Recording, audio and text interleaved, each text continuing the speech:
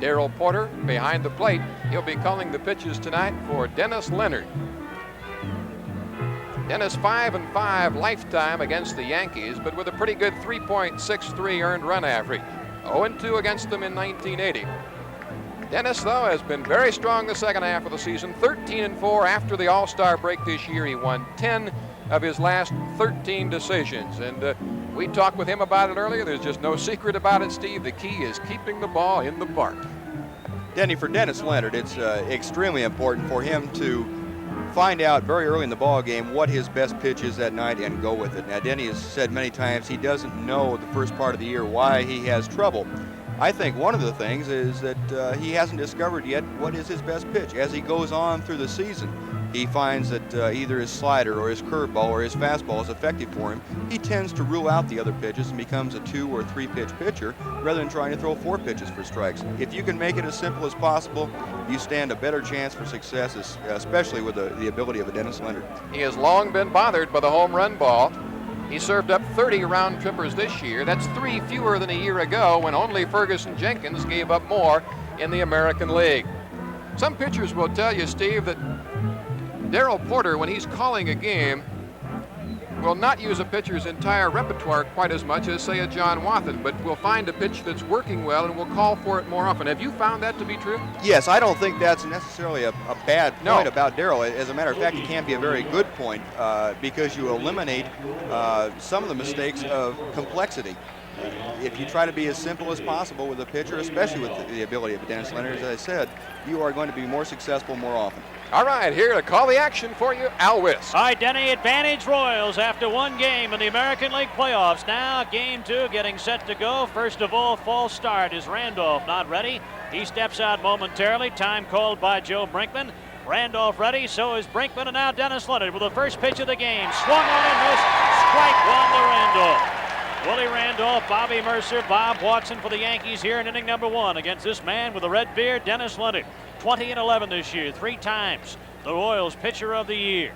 Again, getting time to get settled in. Willie Randolph, he waits on the 1-strike pitch. Inside, 1-1 to count to Randolph, who won the season, 294, 7 home runs, 46 RBIs. He leads the American League in walks with 117 in the regular season. 1-1 pitch on the way. 2-1 to count to Willie Randolph.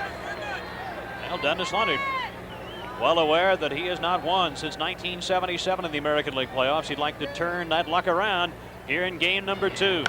2-1 pitch, fly ball, hit well to right field. Wathan has range on it. He's there and makes the catch, 1 away in the first. Oh, Randolph flies out to the right fielder, John Wathan. 1 gone, and here comes Bobby Mercer. Mercer, 269, 13 home runs, 57 RBIs. This is his second tour of duty with the New York Yankees. He was with them several years ago. Long-time player, American and National Leagues, 5-time All-Star. He waits on the first pitch and takes a strike. Delayed call by home plate umpire Joe Brinkman. Mercer, plus 20 home runs, 7 times in his major league career. 1-1 to count to Mercer. How do you pitch him? Now, Bobby Mercer is a very good fastball hitter. He has been his entire career. Dennis Leonard, you saw, start him off with the fastball, came back with the curve. What you would try to do is get Bobby Mercer to swing at the breaking ball. The 1-1 pitch on the way. Change speeds, nabbed by Willie Aikens for out number 2. Oh, Mercer lines out to the first baseman, Willie Mays Aikens. 2 gone here in the first, and Bob Watson to the plate. Watson, 307, 13 home runs, 68 RBIs as you'll watch this one again. Willie Aikens made 12 errors this year, Steve, but he got much better as the season went along with the glove. Then he did, and I believe part of it is due to the extremely hard work he did with his knee, rehabilitating a knee which was operated on. Watson takes down low, ball 1. Watson, one of 5 Yankees with a home run off of Dennis Leonard during the regular season this year. That's the thing he's going to have to watch out for in game number 2. 2-0 the count to Bob Watson. Dennis Leonard, Brooklyn born, 29 years old, 0-2 against the Yankees this year as a consequence of those home runs. An ERA of 11.57. Up high, 3-0 the count to Watson. Now Bob Watson ahead in the count, 3 balls and no strikes. Brief glance at his third base coach Mike Farrar. There you watch the man on deck, Reggie Jackson, twin 4s on his back. Watson, 3-0 pitch on the way. He is taking all the way for a strike. Watson, big game against the Royals earlier this year, July 19th, 4 for 4 against Kansas City in a game in Yankee Stadium. He waits on the 3-1 pitch. Bounding ball, charged by Frank White. He'll go to Willie Aikens in time, and it's a 1-2-3 inning for the Yankees in the first. At the end of a half inning, the Yankees no score with the Royals coming to bat. Rudy May against Dennis Leonard tonight. Leonard retiring the first 3 Yankees in order in the first inning. Willie Wilson twirling a bat, getting set to go here in the Royals half of the first. Will to check that 326 with 3 home runs and 49 RBIs as the crowd builds for him. 705 at bats, a major league record. 230 hits, second highest in the last 43 years in the American League. Also an American League record for a switch hitter, and against the left-hander he is hitting right-handed. Rudy May on the mound, the sign from Cerrone on the first pitch to Will. Shortens up, and they're not going to call it a strike. They appeal with, there they do finally. First base umpire Larry McCoy waited until home plate umpire Joe Brinkman asked him for the call, and then finally gave it. Cerrone was the man asking before that. Pretty tough call from that angle, I think, Al. It's a very fine line anyway, and when you have a bunt situation, it's even more difficult. So the 1-strike pitch on the way. High and away, 1-1 to count to Willie Wilson. Wilson 1 for 5 yesterday, but a couple of RBIs. One of 3 Royals with a pair of RBIs. Aikens and White also contributing too. 1-1 pitch, breaking pitch that broke in on him. 1-2 the count. And that's the big weapon of Rudy May, is the curveball, Steve. Yes, it is, Al. And early on in the game, we wanted to look and see if his curveball had flattened out, if he had any ill effects of the elbow problem. After throwing that pitch, I wouldn't think there are too many problems right now.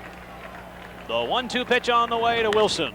Swing, line drive, hit well to left field, but over there to make the grab going away is Oscar Gamble. Wilson hits the ball hard, but Gamble in the area, able to haul it in. 1 gone for the Royals here in the first. Rudy May was out for 10 days in September with a tender elbow, and he was on the disabled list at the beginning of the season. He had lower back problems then. Now faces UL Washington with 1 out here in the first. No score in the game. Just underway.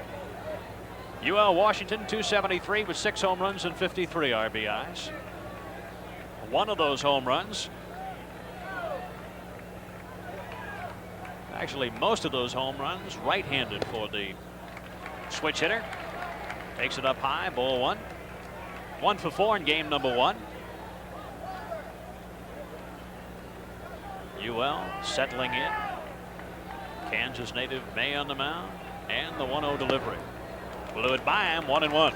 Normally, you wouldn't look for power from Willie Wilson or UL Washington. However, if there was a difference to be considered, from the right side, both batters feel they have more power. Willie Wilson was the only man ever to hit a ball into the 3rd deck of the New Orleans Superdome as he played for the AAA club in Omaha one year. 1-1 pitch. 2-1 to count to UL Washington. Hitting right-handed, he clubbed one deep into the upper deck in Detroit earlier this year. Jim Fry figures that the more experience he gets in the majors, the more you'll see of that. Hitting with 1 out here in the first. 2-1 pitch. There's a called strike. 2-2 the count. UL not at all happy with that.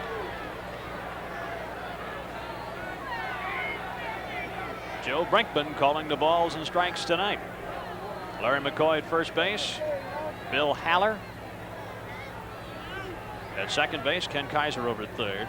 Steve Palermo down the right field line, and George Maloney down the left field line. There you see the count being flashed out by home plate umpire Brinkman. Make sure everybody is certain what it is. May pumps in the 2-2 pitch. Breaking pitch swung on and missed. UL Washington strikes out. 2 gone for the Royals here in the first.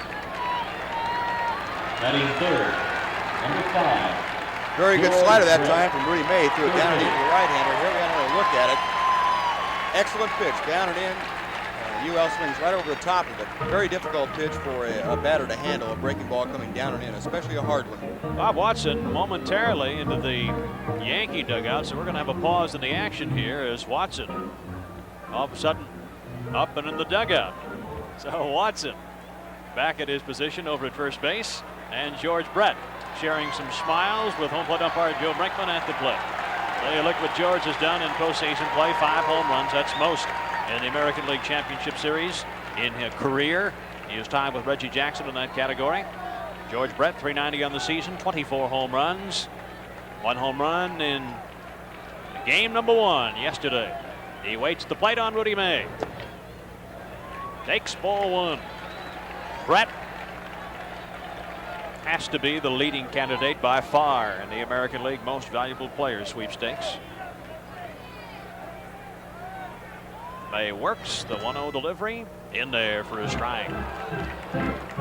1-1 to count to George Brett. Rudy May, he told you he had the best ERA for a start in the American League. 3rd best winning percentage, .750. Off the fist, Luke to the shortstop, Bucky Dent. He's right there, puts it away for out number 3, and the Royals emulate the Yankees. 1-2-3 in the first, and at the end of 1, no score. It'll be Reggie Jackson, Oscar Gamble, and Rick Cerrone for New York against Dennis Leonard. Jackson on the season, 300, first time in his major league career, 41 home runs to lead the American League, 111 RBIs, and of course a big strikeout man along with a big swing for home runs, 122 strikeouts this year. He has hit 5 playoff home runs, again tied with George Brett in that category, 9 World Series home runs. So he has to weigh heavily on the mind of Dennis Leonard as he digs in at home plate. Jackson, 10-time All-Star. That's an incorrect stat on Reggie Jackson. We gave you the correct one just a bit ago with the 5 home runs in the playoffs. Jackson, against the Royals this year, .481, 4 home runs, 9 RBIs. Waits on the first pitch, takes a fastball away, ball 1. How do you think he's going to work him? Well, that'll be interesting. Dennis said after the game yesterday he was amazed that Reggie could be had so easily outside all the time, with Larry Gura predominantly staying outside. 1-0 delivery is on the edge, hit the black. 1-1 the count. Right on that black outline that surrounds that pearl white home plate here at Royal Stadium.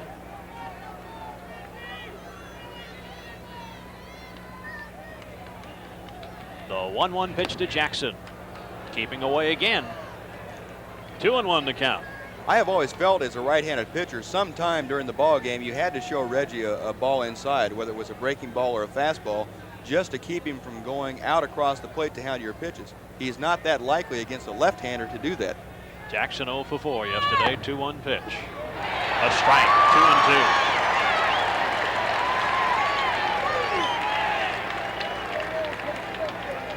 Well, Larry Gura effectively handled him yesterday. Ripped a few pages off the calendar, and Mr. October thought it was cold December. But he is always dangerous as you look at the Royals defensively, spread out over the expanse of Royal Stadium. Jackson leading off in the second, and the 2-2 pitch on the way. Ground ball hit hard up the middle. UL Washington can't get it into center field for a base hit. So Reggie Jackson with his first hit of the 1980 playoffs. A ball scooting up the middle. Amazing how many times the power hitter Reggie Jackson hits that ball up the middle, Steve. Yet he has amazing bat control for a big man with a big swing. Here you see it. As strong as he has cut his swing down considerably, and that allows him to go out and wait a little bit on the pitch and still hit the ball that's away up the middle. Dennis Leonard threw him 5 straight fastballs away, and he finally got one enough on the plate that Reggie felt he could handle it. Saw the bat control earlier this year in Yankee Stadium. Remember that ball he hit through the left side of the infield when he had to pick up a couple of RBIs with men in scoring position. There's Jackson over at first base, and at the plate, Oscar Gamble. Royals set for 2 on the infield. Leonard to the mound. Sets at the belt, kicks, and the pitch is down low. Ball 1. Oscar Gamble There's his record in postseason play. On the season, 278, 14 home runs, and 50 RBIs. Close over at first base, but Jackson back doing the splits. Dennis Leonard with a very tricky move to first base. Well, you have to say Dennis is a very accomplished pitcher in all phases of the game, and that's one of his big assets, is having excellent pickoff moves to first and second. The 1-0 pitch on the way. Off speed outside, 2-0 to count. Oscar Gamble, as you look at Jackson. Gamble started the year hot. First 19 at-bats, 16 RBIs, ended up with 50 on the year. Of course, platooned by the Yankees. The great bench that they have. They can send out the right-handers. They can send out the left-handers. The left-handed lineup tonight against the right-hander Leonard. 2-0 delivery. Hit to center field and carrying well. Amos Otis going back over the shoulder. He grabs it on the warning track, and Jackson returns to first base. Boy, that ball carried well. Excellent play by Amos Otis. He plays center field in Royal Stadium just about as well as you can play it. Here, Dennis Leonard, it looked like a fastball that was out over the plate a little bit. Here we get a second look at it. The pitch trying to hit the outside corner. Oscar Gamble going out and getting it. A very good pitch, and he drove it deep to center field. Amos turning his back, knowing exactly where the wall and the track are, making the catch, going into the padding. So Amos Otis coming up with a solid defensive play here in the second. Reggie Jackson back to first base as you look at the right side of the infield, and now at the plate, Rick Cerrone, who homered yesterday. That was in the second inning when it looked like Larry Gurr wasn't going to make it. Back-to-back home runs, but then Larry, showing his determination, settled down and shut out the Yankees the rest of the way after the 2 runs in the second. Cerrone this season, with a home run off of Dennis Leonard in the games between the Royals and the Yankees, takes ball 1. Rick replacing, of course, Thurman Munson, and he hopes to become another in the long line of outstanding Yankee catchers. It began with Bill Dickey, and then Yogi Berra, and Elston Howard, and Thurman Munson. Jackson over at first base. Leonard on the mound with 1 out, no score in the game here in the second. Jackson is back easily ahead of the toss to Willie Aikens.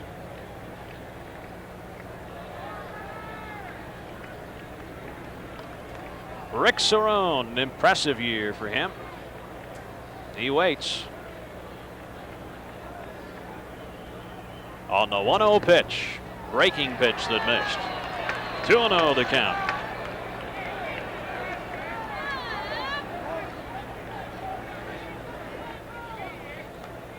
Yankees figured that Cerrone showed a lot of promise when he was with Toronto a year ago. As you look at Jackson over at first base, he had 61 RBIs while hitting 9th for the Blue Jays. He waits. 2-0 pitch. Ripped to the left side in front of Willie Wilson, who catches it on 1 hop, and then back to the diamond as Reggie Jackson checks in at second base. A solid single by Rick Cerrone, who's there with Jeff Torborg at first. Now, one of the problems of getting behind people, here we'll take another look at it. A 2-0 pitch from Dennis Leonard is a fastball. It moves back into the plate. Rick Cerrone is able to get the meat of the bat on the ball and hits a solid line drive to left field. Oscar Gamble, the pitch before, hit the batter before, hit a 2-0 fastball deep to center field. That's the problem, pitching behind. So it's Nettles now at the plate with 2 men on. Singles by Reggie Jackson and Rick Cerrone. And as Steve said, Gamble hit a hard out to straightaway center field. Pitch to Nettles, off speed on the edge. Nettles, 244, 16 home runs in what was a very abbreviated season, 45 RBIs. Been out for most of the second half of the season, came back just a week ago, activated a week ago by the Yankees.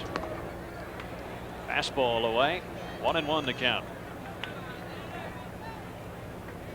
Came down with hepatitis. Lost about 10 to 15 pounds. Worked out the last few weeks trying to get into shape. Yankees, of course, hoping that he'll be able to produce in postseason play. Everybody recalls what he did a few years ago defensively in the World Series. 2 men on. One out here in the second. Yankees threatening. Swing and a high fly ball, but playable to shallow center field. Amos Otis is on, makes the catch. And since the ball's so shallow, no chance whatsoever for anybody to move up. Two gone now, two men on, and Bucky Dent will come to the plate. There's Cerrone over at first base and Jackson at second. I think Dennis Leonard wanted that pitch back when it first left his hands, Steve, and I think maybe Nettles would like to have another crank at it. Well, he got a 1-1 fastball up in the strike zone to Greg Nettles, and Greg used to be a low ball hitter when he first joined the Yankees. Turned into a high fastball hitter because so many people were pitching in there. Bucky Dent now with 2 outs, 2 men on here in the second. Dent, 262 on the season, 5 home runs, 52 RBIs. Dent has hit safely in 7 straight postseason games, so he bears watching. Breaking pitch for a strike. Dennis Leonard trying to work out of a jam. The single by Jackson, single by Cerrone. In between, Gamble hit the ball to deep straightaway center field. Got Nettles to pop out, so 2 outs, 2 men on. No score in the game here in the second as Leonard sets and the 1-strike pitch. A strike. 0-2.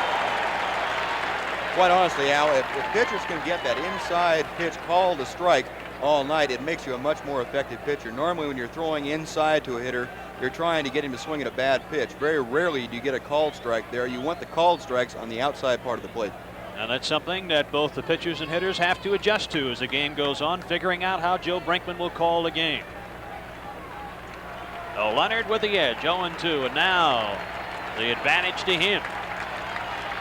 2 outs, 2 men on, 2-strike pitch.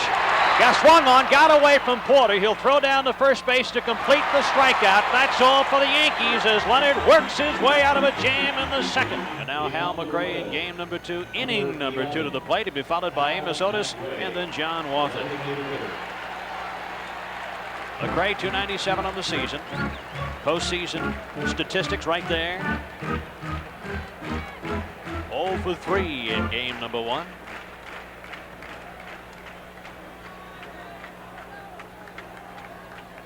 Al going against Rudy May, who retired the first 3 Royals in order in the first. That was the story of the Yankees half of the first, and they threatened in the second but could not score against Dennis Leonard. Ball 1 to Hal McRae. Talked about earlier, Steve Busby, the fact that May is a funny kind of pitcher. He has outstanding statistics, but at times he'll lose it in the clutch. Well, as you saw the 1-0 pitch there sail outside. I can remember a game here in 1976, I believe, Rudy's first trip around with the Yankees. He had a no-hitter going into the 9th inning. And as a matter of fact, he got 1 out in the 9th, leading 1-0. Good fastball that Hal swung right through. In the 9th inning with 1 out, he gave up a double to Amos Otis into the left field corner. The first hit, the next batter lined a single into left center. The game was tied up, and he eventually lost it all in the 9th inning. All 3, the no-hitter, the shutout, and the game. We'll see how he fares tonight in game number 2 of the American League playoffs. He just evened the count to Hal McRae at 2 balls and 2 strikes.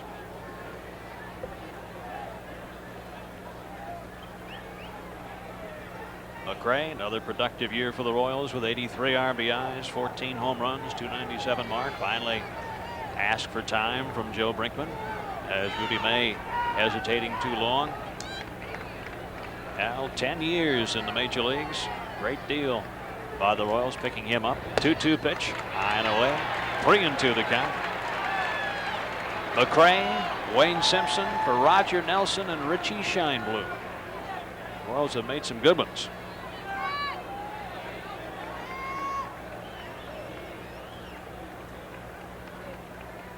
McRae ready to go.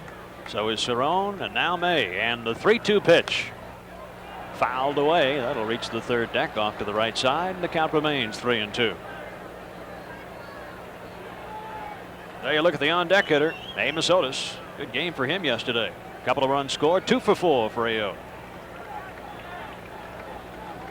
McRae leading off here in the second. No score in the game. Game number 2, American League playoffs. He takes ball 4. Leadoff man on for the Royals. Some raw material here in inning number 2. To the plate, Amos Otis. Very quickly, let's remind those of you who are interested in seeing the final episode of NBC's Beulah Land, you can see it right here on TV4 tonight at 10:30 after Action 4 News. And you're watching Royals baseball on WDAF TV, Channel 4 in Kansas City.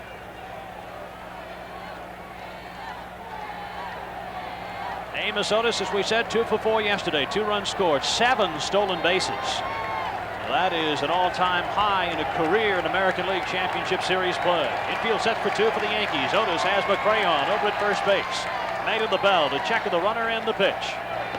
Up high, 1-0 to Otis. You know, Al, Amos Otis is probably among the entire Kansas City Royals the person who feels he has the most to prove in the American League Championship Series, hitting .251 for the year. Very uncharacteristic of Amos Otis. He feels that if he has a good playoff and hopefully World Series, he will redeem some of that. Oh, he's off to a good start yesterday, and he has the crowd behind him right now chanting AO. McCray over at first, nobody out. May serves up the 1-0 pitch. High pop, wide of first base. That'll carry back in the stands out of play. Guy with a .282 career average shouldn't really have much to prove, but I know Amos does feel that he wants to have a great one here in the championship series. Otis, 1 ball and 1 strike. McCray over at first base with Bob Watson. There's Jose Martinez, the Royals' first base coach.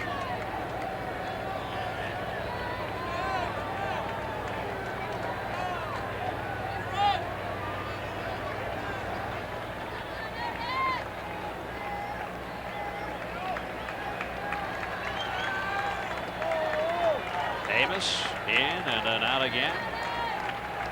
Brinkman says play ball.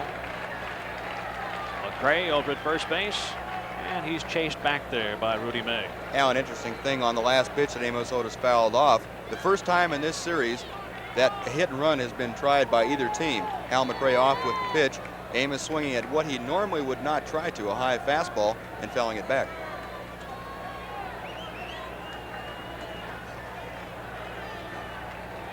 May to the belt, and the 1-1 pitch. Otis couldn't find it. A ball and 2 strikes. I'm talking about Otis trying to prove something. Previous playoff action, 78.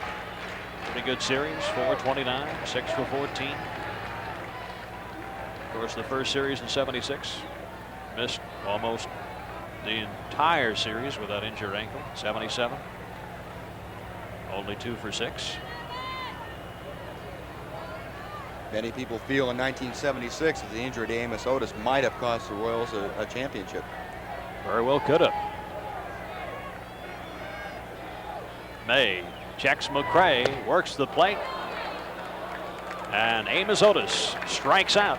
That's 1 out for the Royals here in the second.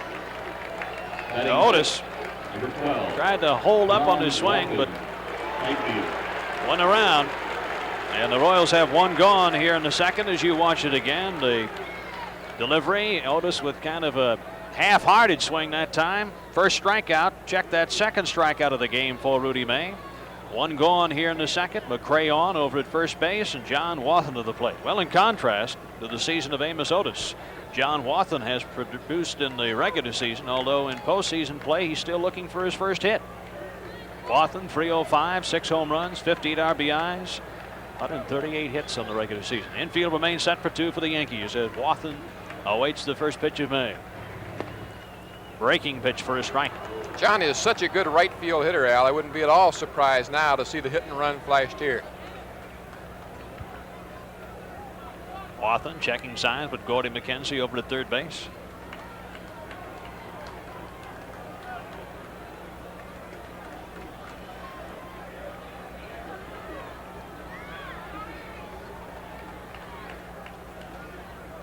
Toss over to first base, and McCray back in time. Well, Wathan this season, career highs in hits, 138, runs 57, RBIs 58, home runs 6, 305 average, number 3 in the club. Still looking for his first postseason hit. Almost threw it around Hal McCray that time by May.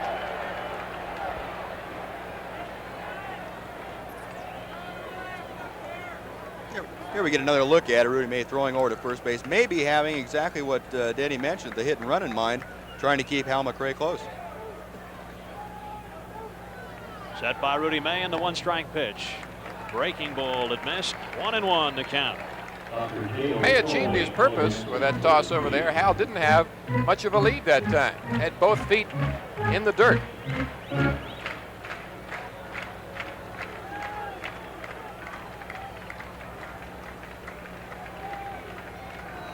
May peering in for the sign. 1 ball and 1 strike to Wathan. 1 out, a man on, no score in the second. The pitch is inside. 2-1 to count.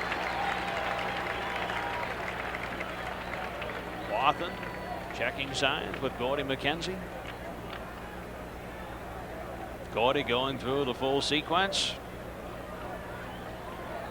It would be unfair to ask you, Steve, what he just signaled, wouldn't it? Since we haven't hit since 1972, I doubt that I know.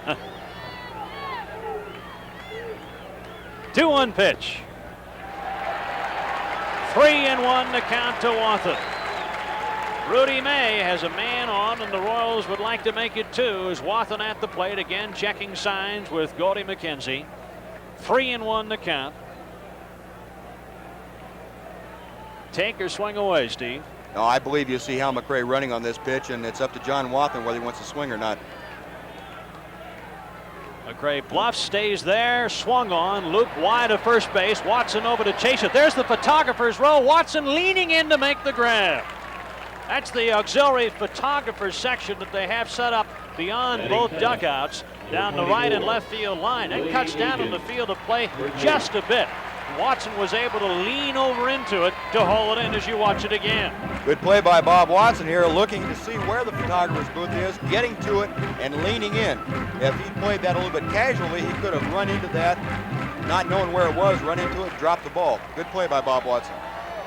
So 2 gone now as you watch the photographers down the right field line, and they are watching Willie Aikens at home plate with 2 outs and a man on.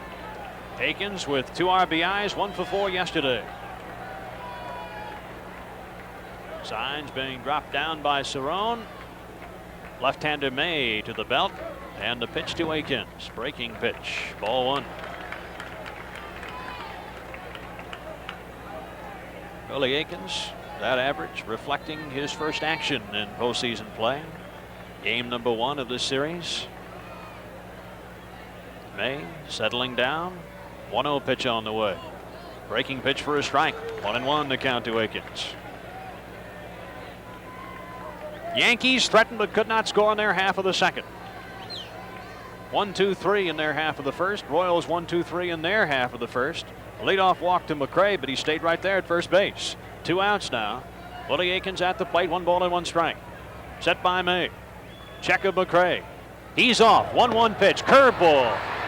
Throw down to second base in time, and the Royals gone in their half of the second. At the end of 2 complete. The Royals nothing, the Yankees nothing.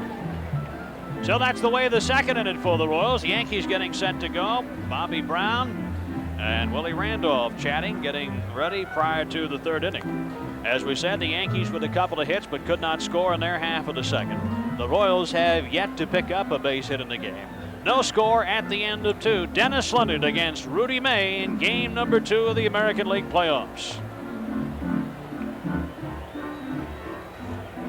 Bobby Brown to home plate. Brown 0 for 4 yesterday, getting his first at bat now. 260 on the season, 14 home runs, 47 RBIs. He's switch hitter, right-handed, 212 in the regular season.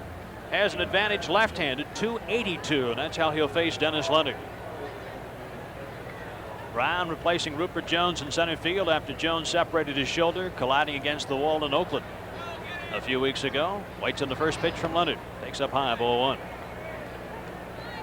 And he has had a pretty good season. Along with those stats that we gave you, an 11-game hitting streak. 1-0 pitch. 2-0 the count. Brown, a year ago, playing in the International League, co-most valuable player, now facing Dennis Leonard in game number 2 of the playoffs. 2-0 pitch, couldn't find it. 2-1. There's Leonard. George Brett behind him over at third base. In the baseline. Bobby Brown can fly. George in the baseline in case he has thoughts of bunting. There you see him. Rest of the infield. Regular depth against Brown. Washington, White, Aikens at first. 2-1 pitch, swung on and missed. 2-2. Throwing him high fastballs and good fastballs up there. Most of the time, if you were to generalize, left-handed hitters have trouble with the high fastball.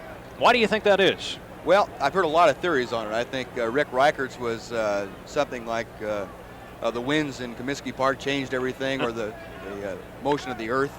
2-2 pitch, popped him up. There's the shortstop calling for it. UL Washington. It settles back down to earth and one away. Brown, the leadoff man in the third, pops out to the Royals shortstop. UL Washington. One gone, and Willie Randolph at the plate.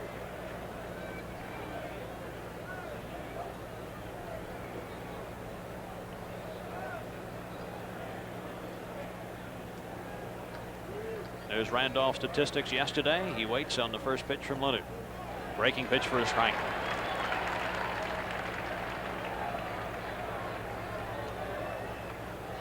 Dennis Leonard looking for his first playoff win since 1977. 1-3 in postseason competition. That win in '77, 6-2 against the Yankees.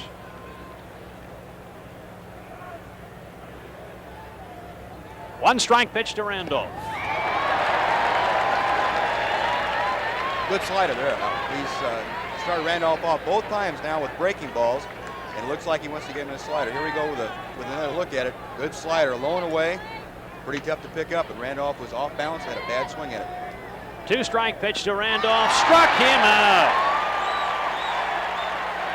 For Dennis Leonard, that is his second strikeout. 2 gone here in the third.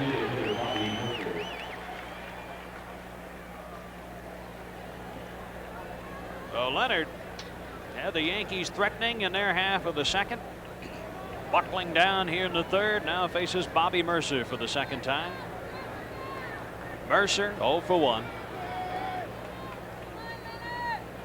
Dennis Leonard in full growth, the red beard on the mound. Shrug of the shoulders. Mercer pausing momentarily. They call him the Black Cloud in New York because New York didn't win the first tour of duty for Mercer there. First year he got back. Last year they started to lose again. Strike one.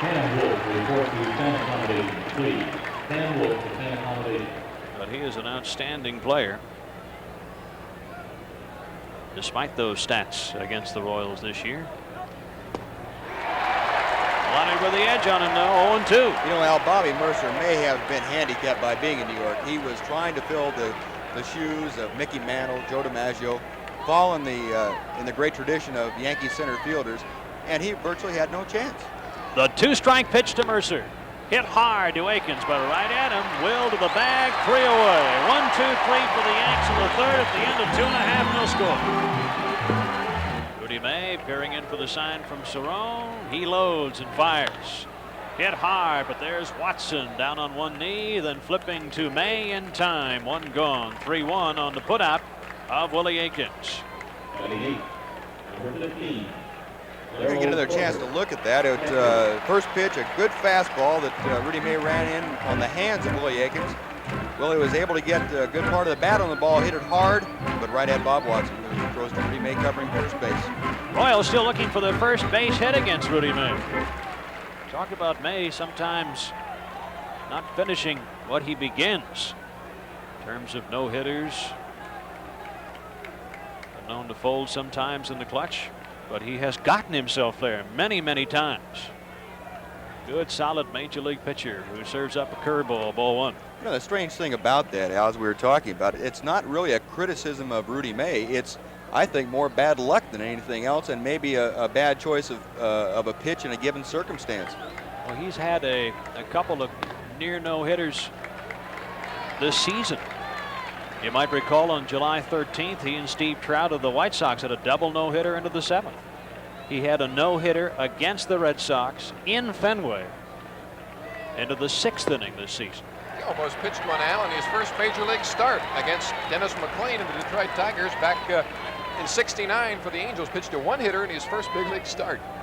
So he has been there many, many times. 3-0 pitch in there for a strike. Darrell Porter 0 for 4 in game number 1. Has the edge on May right now with nobody on, 1 out here in the 3rd. 3-1 pitch. Hit to right field. It'll drop in front of Jackson, and Darrell Porter is on with a base hit.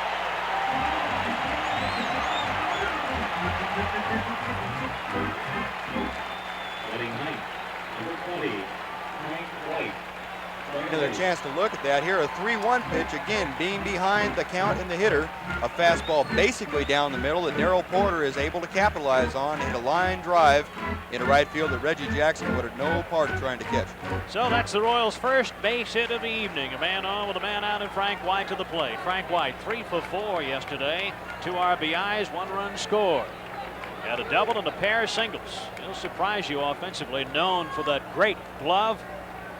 Kind of a sneaky guy offensively. Amazing how many game-winning RBIs he'll pick up through the course of a season.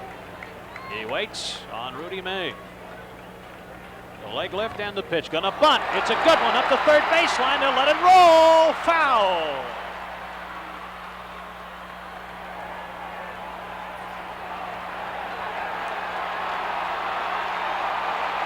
Yankees now. Wait a minute. They're going to call it a fair ball, apparently. And the Yankees are out there protesting. I thought it'd gone foul. I don't know how they can call it a fair ball. It was definitely picked up in foul territory, Steve. The only thing you can think of in this situation, Joe Brinkman, the home plate umpire, is charged with making the call on the play until the ball passes third base. He's responsible for it. Here we get another look at it. Now Frank is coming back to home plate, so it will be a foul ball. Watch it again, Steve. It has happened. There you see the ball bouncing right on the line and going over, and of course Nettles gets in foul territory. A lot of times, though, the home plate umpire will be screened out of the play, but he must ask for help from the third base umpire before he's allowed to get it. Well, Frank White back at the plate, and based upon the replay and what you could see with your naked eyeballs, that was the correct call. Porter over at first base with 1 out. And the 1-strike pitch. Breaking pitch bounced foul by the photographer's area down the left field line. 0-2 the count. Interestingly enough, Al, Frank White says he would rather hit against a pitcher who throws more curveballs rather than a guy that throws a steady diet of heat. Well, he has hit well against both varieties this season. And we've also seen him dump very good bunts throughout the course of the 80 campaign.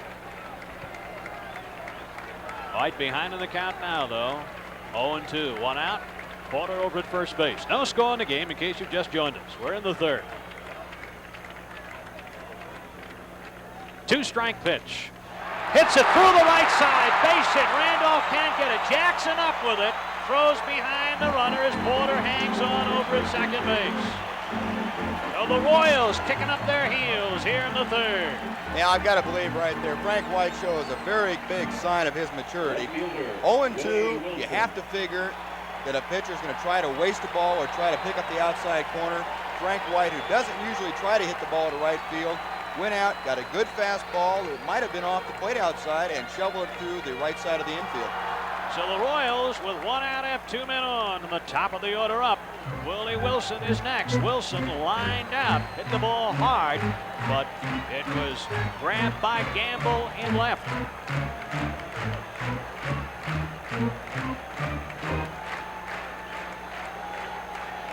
Willie Wilson 1 for 5 yesterday, 2 RBIs, 0 for 1 tonight.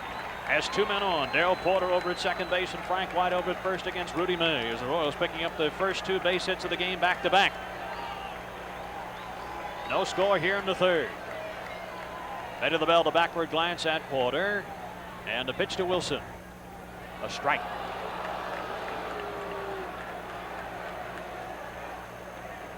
Rudy May now in the jam, as was Dennis Leonard in the second. He is in the third.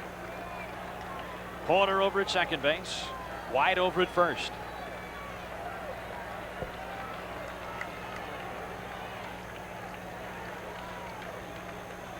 One strike pitch on the way. Hit between Watson and the bag and down the line, and look out. Here comes Porter. He will score. Jackson up with the ball in right. Here comes White. He will score.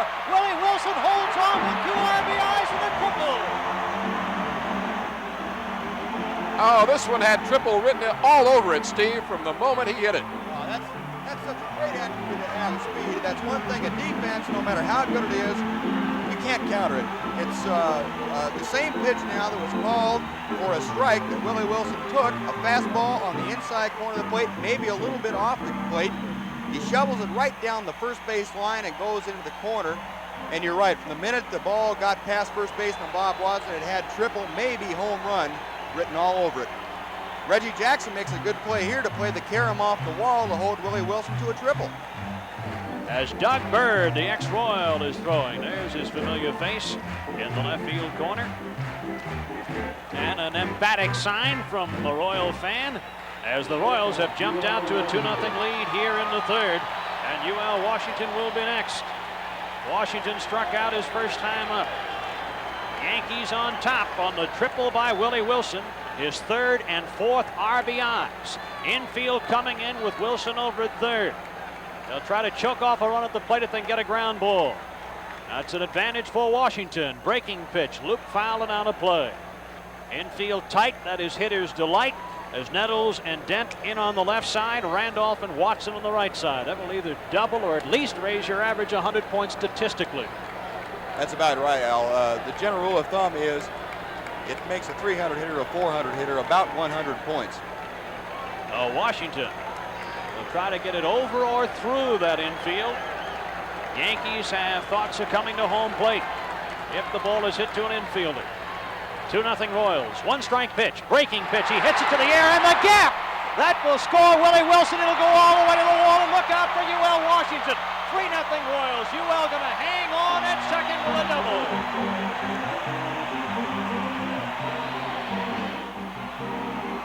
Rudy May, it appeared, just trying to pitch UL Washington too fine, and he hung it right up there in his wheelhouse, Steve. Yes, he did, Denny. Welcome to Royal Stadium. That's one of the big problems here is the area in the outfield, in the gap. A breaking ball that hung out over the plate. UL Washington able to capitalize on Rudy May's mistake, drive it deep into the gap. If the Yankee outfielders do not make a good play on the carom, it could be 3 bases or maybe 4 also for UL Washington. So the fans celebrating now as the Royals have moved out to a 3-0 lead on 4 consecutive base hits. Single by Porter, single by White, triple by Wilson, double by Washington.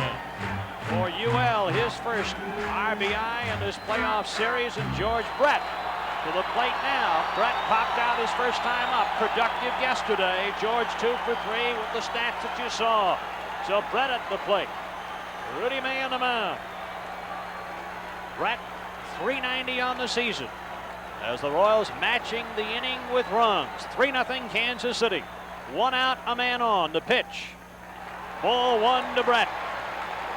Now the first time up, Rudy May was able to induce George Brett to pop up weakly to shortstop. He did it on fastballs. 2 fastballs away and 1 fastball inside. First pitch again in this situation, a fastball away. UL off to his lead over at second base. Royals scoring 3 times here in the third. May to the bell, the backward glance, and the 1-0 pitch. Fly ball hit the shallow center field, drifting out Willie Randolph, coming on Bobby Brown. Brown there, he makes the grab. 2 gone now is UL back to second base. So Brett pops out for the second time tonight. 2 gone. UL Washington at second. And Hal McRae will come to home plate. Well, the Royals had to come from behind in yesterday afternoon's game as the Yankees with back-to-back home runs for the first time in American League playoff history by Cerrone and Piniella. Then they matched that with 2 runs in the second, went in front with 2 runs in the third, extended it with Brett's home run in the 7th, and then put the icing on the cake in the 8th with 2 more runs. Tonight, they have gone out in front first here in the 3rd. 3-0 Kansas City. 2 outs, a man at second, and Hal McRae at the plate. The pitch is outside, ball 1 to Hal McRae. Hal, as a pitcher in this situation with first base open, even though you have Amos Otis coming up next, you would probably try to pitch very carefully to Hal McRae. Take your chances with the force out set up on Amos Otis. Backward glance by May and the 1-0 delivery. Breaking pitch hit to straightaway center field and deep. Going back is Brown. Still going back. He grabs it on the track as Hal McRae sends Bobby Brown to deep straightaway center field. That's all for the Royals in the 3rd. But at the end of 3, they lead it 3-0. Dennis Leonard retired the Yankees in order in the 1st and 3rd, gave up a couple of base hits, but got out of it by striking out Bucky Dent in the 2nd. Here's the first pitch to Bob Watson. Swung right through it. Denny, this is the juncture in the game where Dennis Leonard would like to be able to shut down the Yankees, their 3, 4, and 5 men, and establish control, having been given a lead, unlike Ron Guidry was able to do yesterday. Protecting a 3-run bulge now. The pitch to Watson, fouled away. Offensive fireworks for the Royals against the Yankees have been the rule rather than the exception this year. The Royals have now beaten the Pinstripers 9 out of 13 games this year, and they've averaged 7 runs per game. That's what the Royals scored yesterday, winning 7-2. They've got 3 on the board already, and this one we've gone through 3. Now the 0-2 to Watson. Hard slider that got away from Dennis Leonard all the way to the backstop. Dennis Leonard has thrown far more wild pitches this year than anybody on the Royals staff, 12 of them to be exact, and that's something to watch with runners on base later in the game, the fact that he is prone to uncork a wild one now and then. Yes, Denny, he can, and I think when a man throws as hard as he does, and especially the hard breaking ball, it puts that much extra burden on the catching. Bob Watson gets tired of waiting for Leonard and steps away.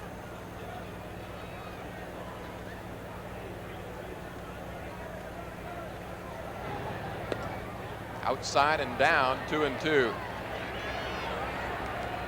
There is Reggie Jackson waiting to hit next. Bob Watson hit a home run off Dennis Leonard the last time he faced him here at Royal Stadium. Got a high fastball that time, lines it to right. John Wathan coming on, he's got it. Excellent running catch for the Duke on the right field line. Very, very good play by John Wathan. Yesterday, as you remember, he looked a little bit tentative on the first ball that was hit out there that he had to charge. No doubt this time, John is coming all the way and makes a fine running catch. John, with that big frame of his, 6'2", 205 pounds, has deceptive speed. He actually gets that frame moving at a pretty good clip. Reggie Jackson now singled his first time up back in the 2nd inning. Hit it up the middle. Down too low.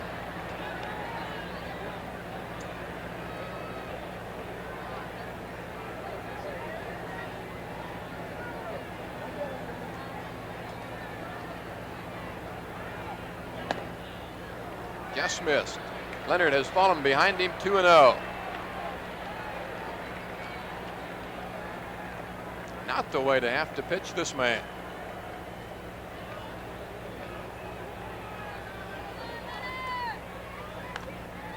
Got that one on the fist. Well, actually, Denny, you're not that much worse off, I don't think, if you have Dennis Leonard's ability facing Reggie Jackson to pitch to him from behind with nobody on, that is, in this situation. Reggie, a lot of times, will outthink himself when he's trying to hit a home run. And pitching 2-0, you may be able to make a standard 2-0 pitch. He may just outguess himself. Interesting theory. Let's see what Leonard comes with here on 2-1. Just missed away, and it nabbed the corner. How about that?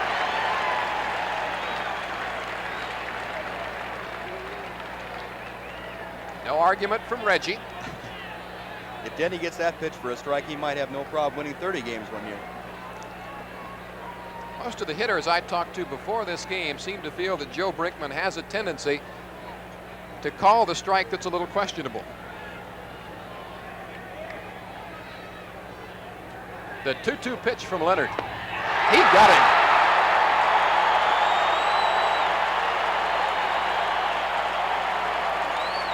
Reggie Jackson now 1 for 6 in this 1980 championship series. Outstanding pitch in this situation by Dennis Leonard. He had stayed away. Finding on 2-2, came down and in with a slider, and Reggie swung right over the top of it. Outstanding execution, you'd have to say, by Dennis Leonard. Reggie's going to sit down beside the hitting instructor, the man who wrote the book, Charlie Lau. Charlie, in that situation, would say, there's nothing you can do, Reggie. He makes a pitch like that, you're supposed to strike out. Charlie's book, The Making of a 300 Hitter, and he made one out of Reggie this year. I don't know how much Charlie had to do with it, but for the first time in Reggie's career, he reached the 300 plateau. Now you see Reggie there yelling something out at Joe Brinkman, possibly. And for a strike to Oscar Gamble, who flied out to center his first time up. Hitters tend to feel, and I think rightfully so, if an umpire makes what they feel is a bad call, it affects the entire remainder of their at-bat. That hit, that crouch that Oscar Gamble hits out of, up too high. He kind of unwinds out of that thing and can really generate a lot of power. Oscar Gamble has played for 7 different major league teams. High fastball, he couldn't get enough of it. All the way back in 1970 with the Phillies, Oscar Gamble got the last hit ever at Connie Mack Stadium in Philadelphia, and he could possibly be going back there this year for a World Series if the Yankees could come from behind against the Royals, and if Philadelphia could win 3 out of 5 from the Houston Astros. But Connie Mack Stadium is no more. Here's the 1-2 to Gamble.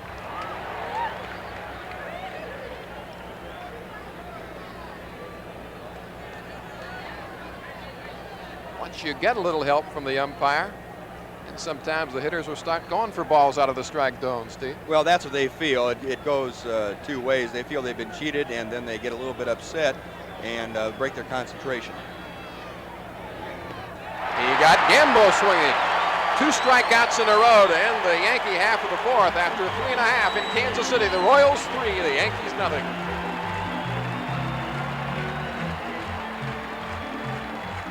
And as the fans begin their rhythmic chant again, A-O, A-O, Amos Otis steps in for the Royals to lead it off here in the 4th. Amos was a strikeout victim his last time up. Bluffed the bunt and took a strike.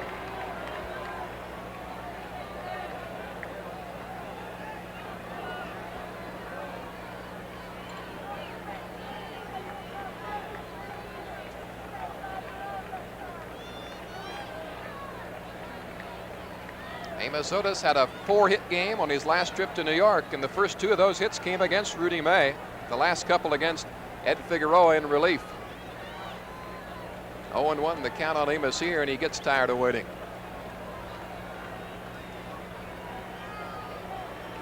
After a bad September, the Royals now have won 6 of their last 7 games.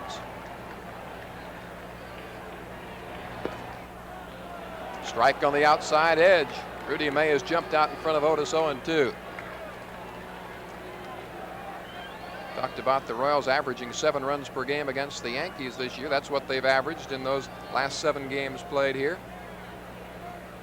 At the tail end of the season, 7 runs a contest.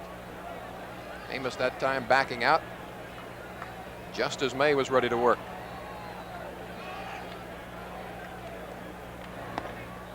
He got Otis swinging. That's the 2nd time tonight Rudy May has fanned Amos Otis.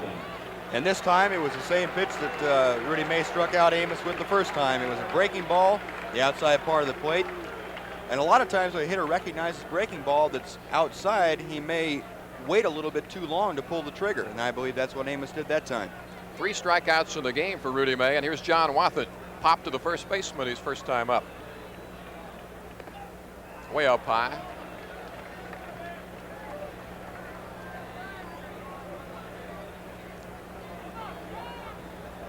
Rudy May, the native of Coffeyville, Kansas.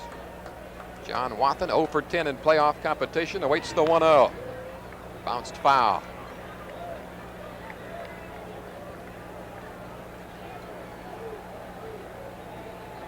John likes to hit here in the open expanse of Royal Stadium. 7 triples for the Duke this year.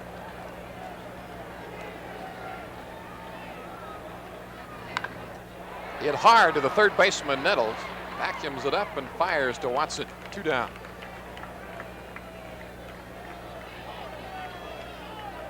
First baseman, Willie Aikens.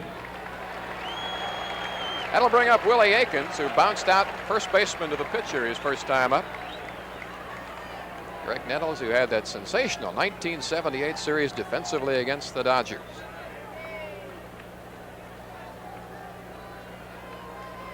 Says since coming back from a hepatitis, his legs have felt just a little bit heavy. His bat's a little slower, but seems to be picking it right back up as far as his defense is concerned. Down low with a breaking pitch to Willie Aikens.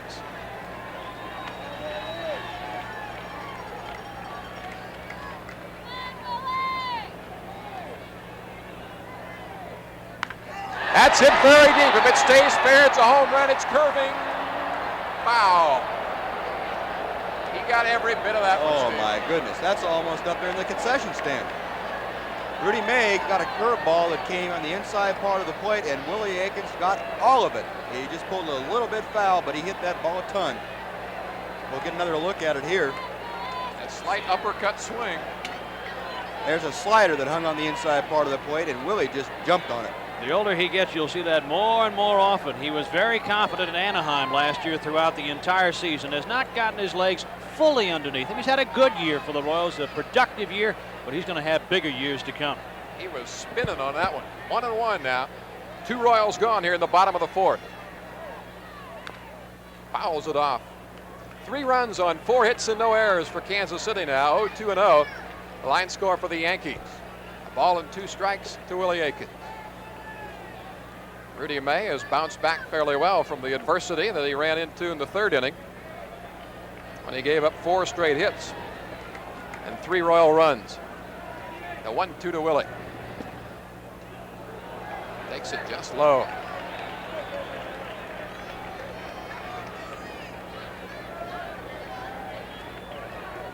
We talked about the hitter being a little bit disconcerted with the umpire. Here we see a pitcher being a little bit upset with him. Rudy May thinking that pitch has been a strike all night, and all of a sudden when you have a chance to strike out Willie Aikens, you don't get it for a strike. Rudy May gets a new ball. If Reggie Jackson were any deeper out in right field, he'd have to buy a ticket to get back in here. And you can't blame him after what Willie Aikens just did.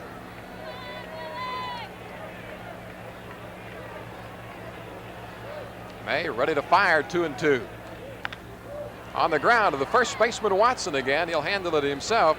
And the Royals are out in order in the 4th. We've gone through 4 completed Royals Stadium. Kansas City 3, New York 0. The Yankees have a lot of folks in their lineup who can turn around a game with 1 swing. 7 players in this starting lineup tonight who have hit at least 10 round trippers. In the air to center field, plenty of room for Amos Otis. Quickly, 1 Yankee gone in the 5th.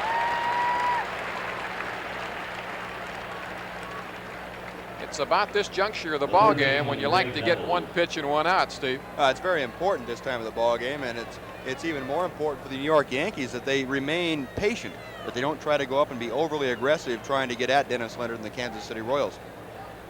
Greg Nettles, who missed 67 games this year with a variety of injuries beyond the hepatitis. He even had some trouble in spring training, dislocated a pinky down there, later pulled some rib muscles.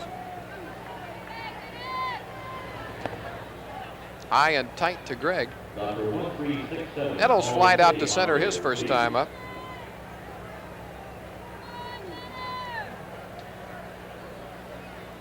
Leonard has retired 9 straight Yankees. High in the air, very deep. Back goes Watson at the wall and off with his glove.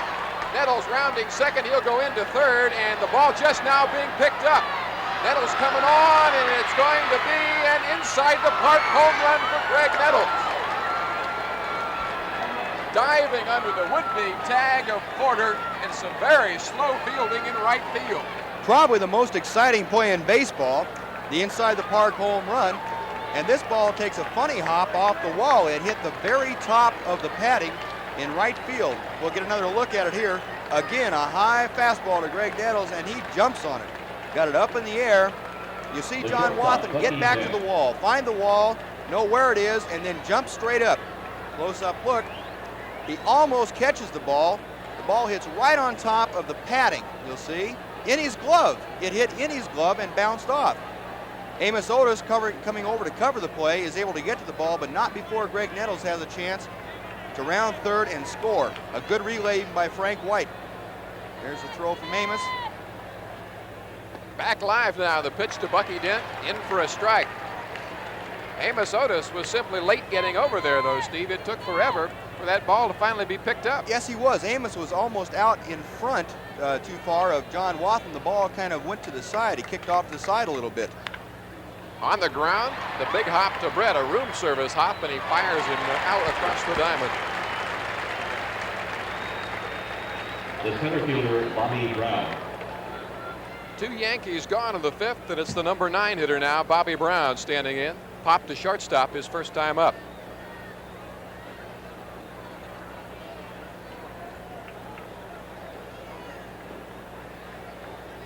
Three to 1 Royals now, if you're just joining us. The Royals got all their runs in the 3rd. Back-to-back singles by Porter and White, a triple by Wilson, and a double by UL Washington. Strike at the knees to Bobby Brown.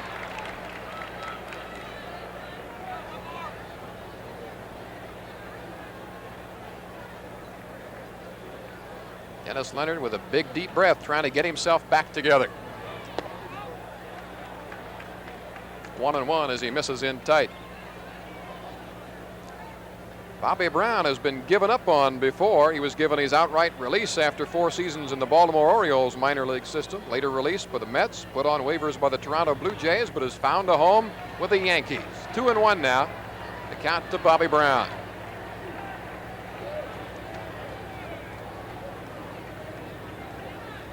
An inside the park home run by Greg Nettles has put the Yankees on the board here in the 5th. Off the glove of Darryl Porter.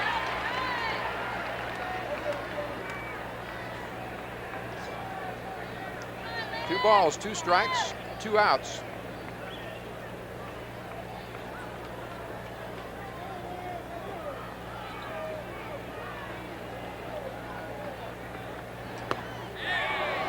About as close as you can get. 3-2. Dennis Leonard wanted that pitch, Steve. Yes, he did. You know, there's a kind of a funny thing about the 2-2-2 count. 2 balls, 2 strikes, 2 outs. The old axiom pitchers sometimes go by. If you throw a strike, the batter has no chance.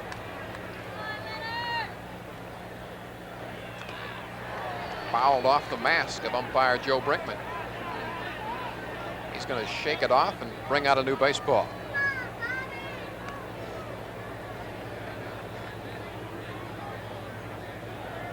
Dennis Leonard got the last 2 men he faced in the 2nd inning, retired the Yankees in order in the 3rd and 4th, retired the first man he faced here in the 5th, Rick Cerrone, before the inside the park home run by that gentleman, Greg Nettles, 36 years old. Probably one of the fiercest competitors in baseball, too. The payoff pitch to Bobby Brown, and he lost it. The second baseman, Willie Randolph. Back to the top of the order now for Willie Randolph. Yeah, you know, nobody in the American League outside of Reggie Jackson and Carl Yastrzemski drove in more runs in the 1970s than Greg Nettles. That's amazing, and he was overlooked for many, many years, especially, or most outstandingly, his fielding ability. I think a very underrated third baseman defensively. Willie Randolph at bat, struck out on a bad pitch out of the strike zone his last time up. This one just catches the inside edge for a strike. Something you'll seldom see Willie Randolph do is strike out on a pitch out of the strike zone, as indicated by his league-leading 119 walks this year. An excellent eye.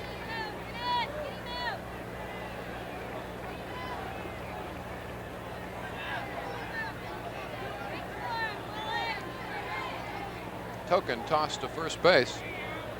Those 119 walks for Willie Randolph this year, the most by a Yankee since Mickey Mantle back in 1962. He got 122, but a bunch of those were of the intentional variety.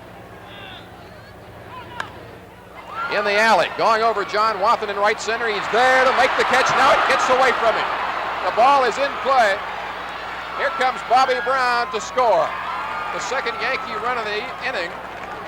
And John Wathan was there in plenty of time to make the play on that sinking liner to right center. And this is a very difficult play for two reasons. Number one, it's a sinking line drive, as you said, Denny. And John Wathan coming in, there are two spots in Royal Stadium where the outfielder cannot pick up the ball because it gets in the lights. There are only two spots. One of them is right about there, the other in left center field. You see John Wathan come in, drop to his knees. You're trying to get under the lights to pick up the ball again. And as a result, the ball hits off of John Wathan, and Willie Randolph is in second base for the double. And just now they have scored that a hit. They waited and waited and waited, and finally a hit goes up on the board. The fourth Yankee hit of the night, the second of this inning.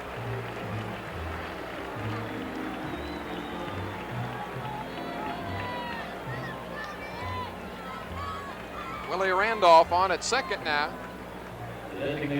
Rainey Martin working in the Royals bullpen. A young right-hander. Ken Brett, the left-hander, going to work.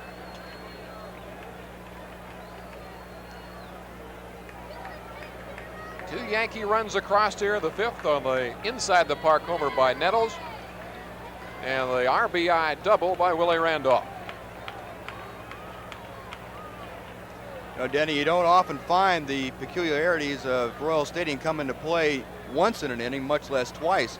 The new padding installed this year and on the outfield fences and the lights may have cost Dennis Leonard and the Royals 2 runs this inning. Randolph leads away from second. The pitch to Bobby Mercer misses away.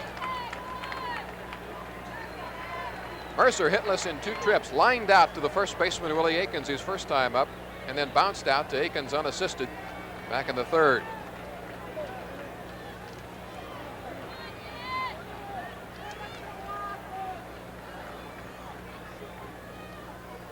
The left-hander working in the Royals pen, Ken Brett, has really done a job for Kansas City. 32-year-old southpaw didn't give up an earned run in 13 innings of work once he put on royal blue this season. 1-0 the count to Bobby Mercer. Fouled it away.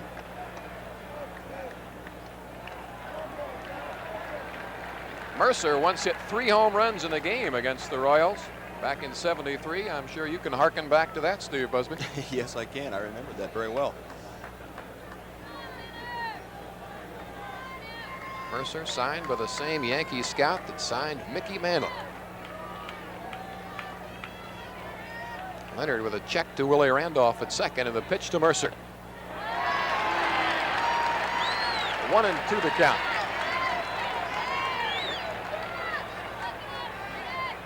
Bob Watson waiting to hit next for the Yankees. Dennis Leonard would like to get out of it right here, retiring Bobby Mercer to end it. 2 out in the 5th. The hits are even now. 3 runs on 4 hits for Kansas City, 2 runs on 4 hits for the Yankees.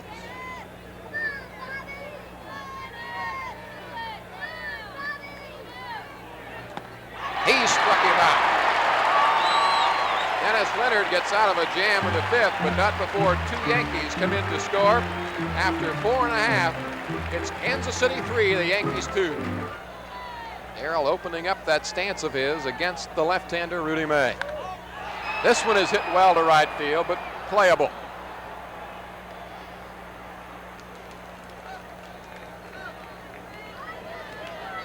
You're watching Royals baseball on WDAF TV, Channel 4 in Kansas City.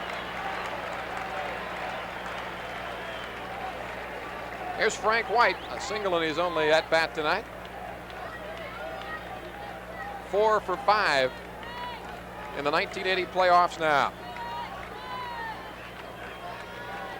Frank reached career highs in hits this year and RBIs.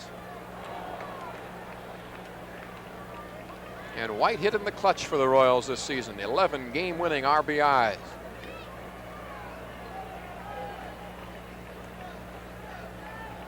Standing in with a 0-1 count now against Rudy May. Tries to bunt, can't get it past May. and he's an easy out.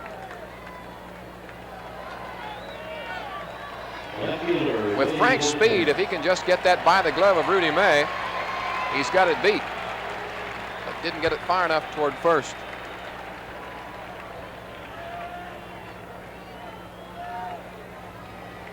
Quickly, 2 Royals gone in the 5th inning for Willie Wilson. Willie lined to left his first time up, then banged the 2-run triple to right in the 3rd. Down too low.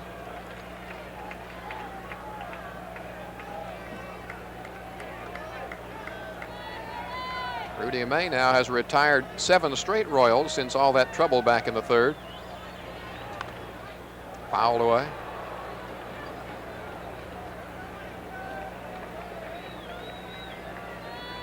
Greg Nettles getting loose down at 3rd.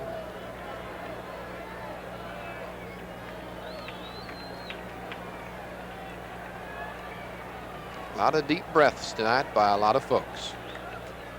Down too low. 2 balls and a strike to Willie now with 2 Royals gone in the bottom half of the 5th inning. Royals 3, Yankees 2.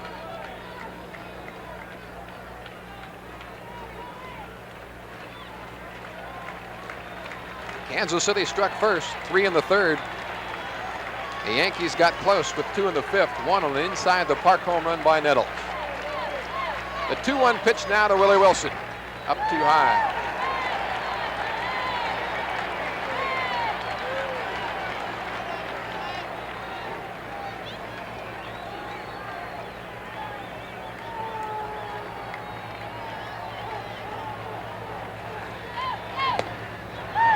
Willie draws a walk.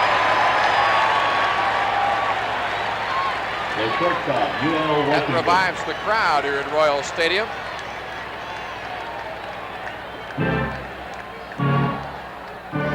And has to put the Yankees on edge, Steve. They know just what a threat Willie Wilson is. He stole 5 bases in 1 game against them this year.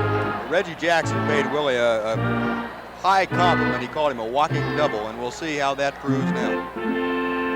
Meaning if he gets to first, he's very likely to get to second.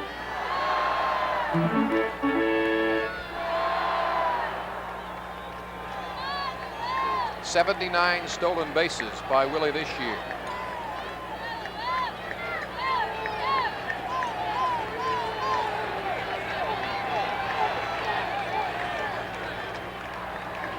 May throws over.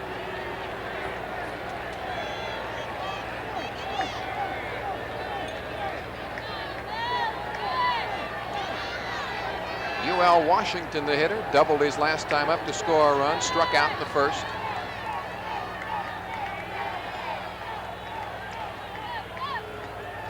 A little bit more steam on that throw to Watson at 1st.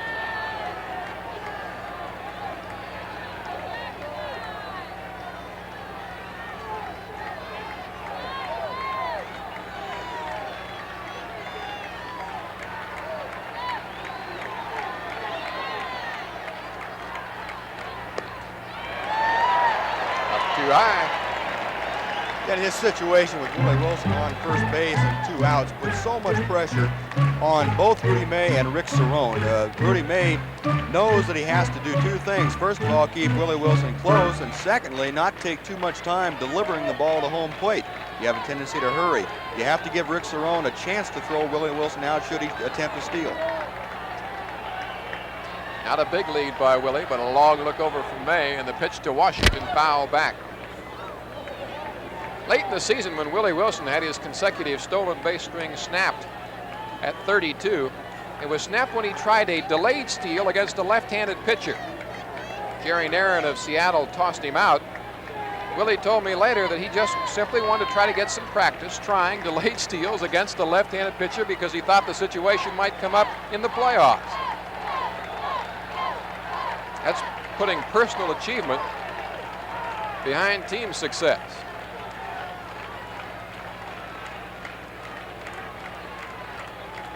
1-1 the count to Washington. Wilson edging ever further off of first and draws a throw. Denny, this is one game in which you have to try and constantly improve upon your abilities. If you stand still, someone is not only going to overtake you, they're going to pass you. Once Willie gets 1 foot on the carpet, and 1 in the sliding box, you can look for him to go.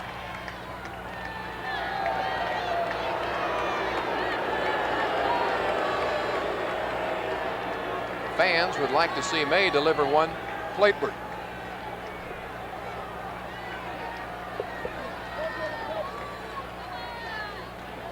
Two outs, 1 on for the Royals here in their half of the 5th inning.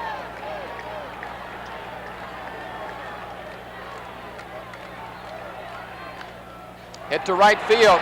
Could be trouble down the line. Foul ball. The umpire stationed down the right field line, Steve Palermo, waited to make sure he had a perfect view of it and then called it foul. Very good job by the umpire, Steve Palermo. Stationed himself, got himself in a position where he could call the play and was not moving when he called the play. Here's another look at it. See a ball coming down and in, a slider. UL Washington kind of slices into right field. Now watch Steve Palermo as he goes, turns his back to home plate. Will get down on 1 knee so that he can call the play very accurately, and he did. He made a good call on that play.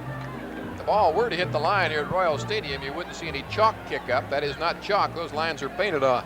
That's a great advantage in the playoffs. You get the 2 extra umpires, and you make sure you have those calls made correctly down the lines. A ball and 2 strikes now to UL Washington. George Brett would hit next if Washington could keep it alive. Willie pawing like a mad bull over at first.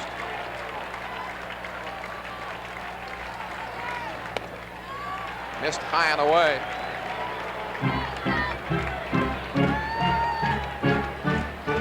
Here's that Deuces Wild situation again, Steve. 2 balls, 2 strikes, 2 outs.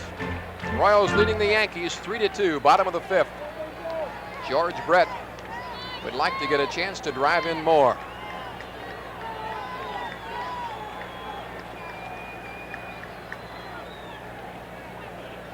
Rudy May working very deliberately now.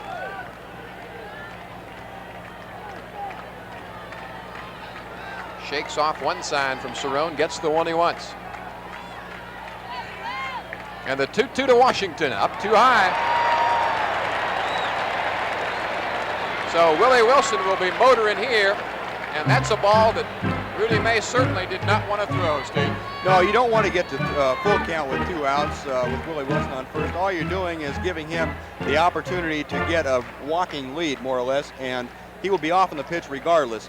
So you're saying on a single, he's going to go to third base, and on a long single, he might even have a chance to score. There's no pitching too carefully to Washington here with George Brett, the on-deck man.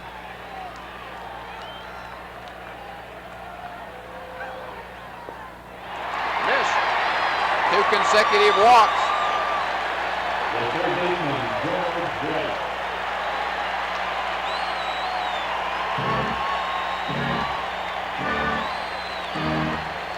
Stan Williams, the pitching coach, was on the phone. You saw the answer out in the bullpen from Jim Hegan. Now the magic of television, both ends of a phone call. Denny, this matchup could prove very interesting. Rudy May has induced George Brett to pop up and fly out shallowly to center field with all fastballs. Great speed on the base paths now. George Brett facing the left-hander Rudy May. Doug Bird, the former Royal, warming in the Yankee pen.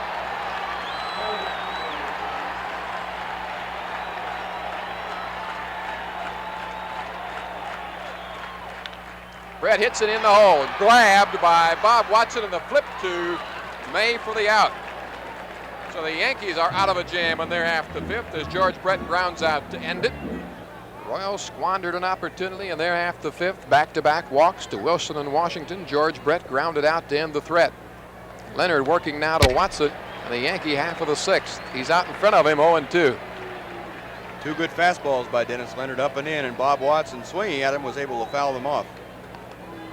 Reggie Jackson, a strikeout victim his last time up, will be seeking revenge momentarily. The 0-2 to Watson. Tried to get him to nibble. A waste pitch by Leonard. 1-2 now.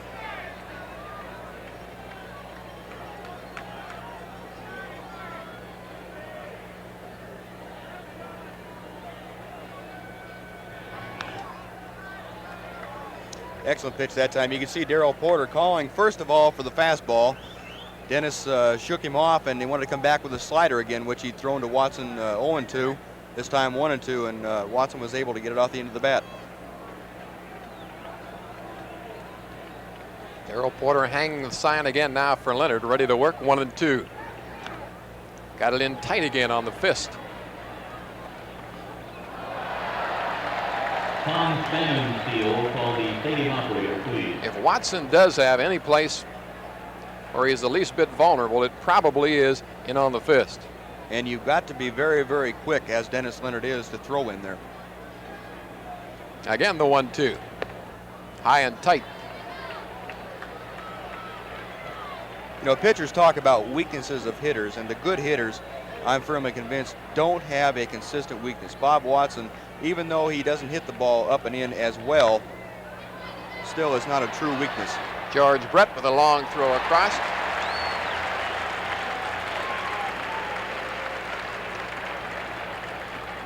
So Leonard has retired Bob Watson 3 straight time. He was the Yankees' leading hitter on the season at .307, and here's Reggie Jackson. 41 homers, 111 RBIs in the regular campaign.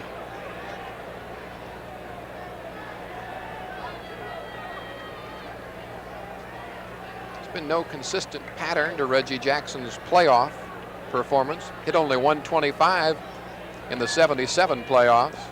Down and away. Only 2 singles and 16 at-bats in that '77 go-around, but he came back the next year in '78 to hit .462 and do some damage.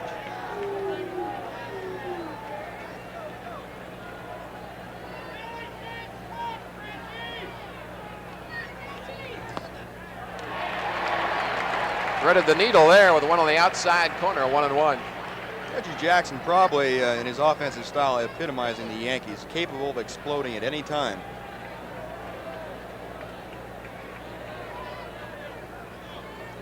He's been doing it for a long while. Hit 47 home runs in only his second full season in the big leagues.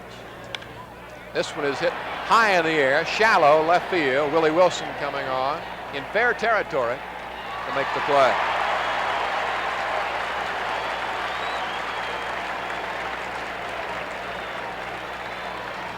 Reggie Jackson can hit some of the highest pop flies you will ever see.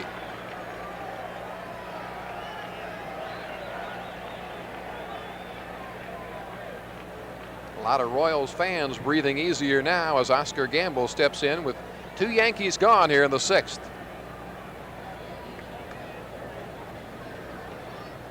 Royals leading 3-2, 4 hits apiece.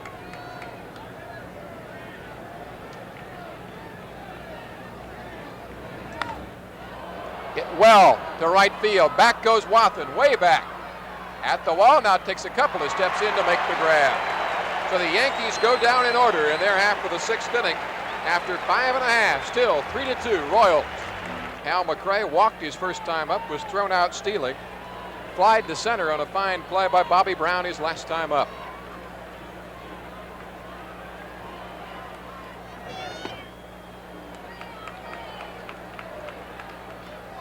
May starts him out with a breaking pitch for a strike.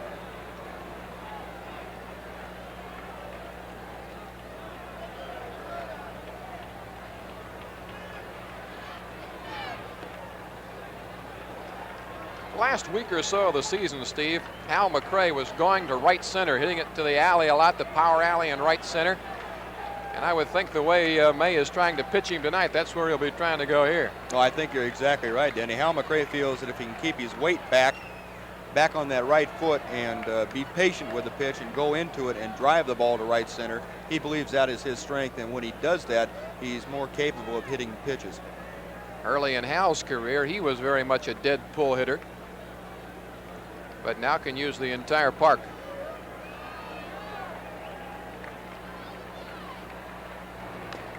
Fouled away. A ball and 2 strikes to Hal McRae.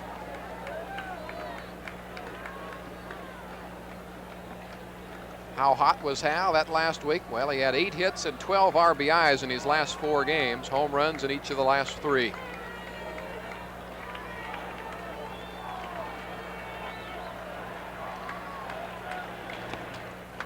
He had a notion. Rudy May again wanted it, but didn't get it. 2-2. McRae still looking for his first hit in this playoff series. 0 for 5 officially.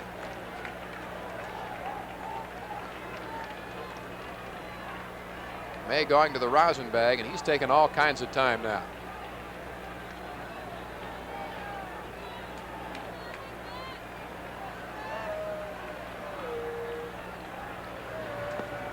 Swung through it, and Cerrone hung on. Strikeout number 4 for Rudy May. The center fielder, Amos Otis.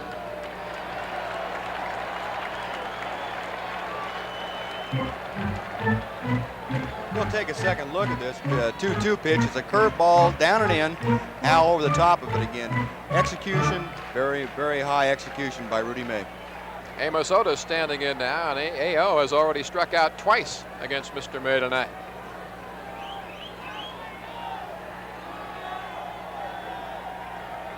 Outfield deep and straight away for Amos. On the ground, chopper down third base way, foul. Gordy McKenzie fielding that one.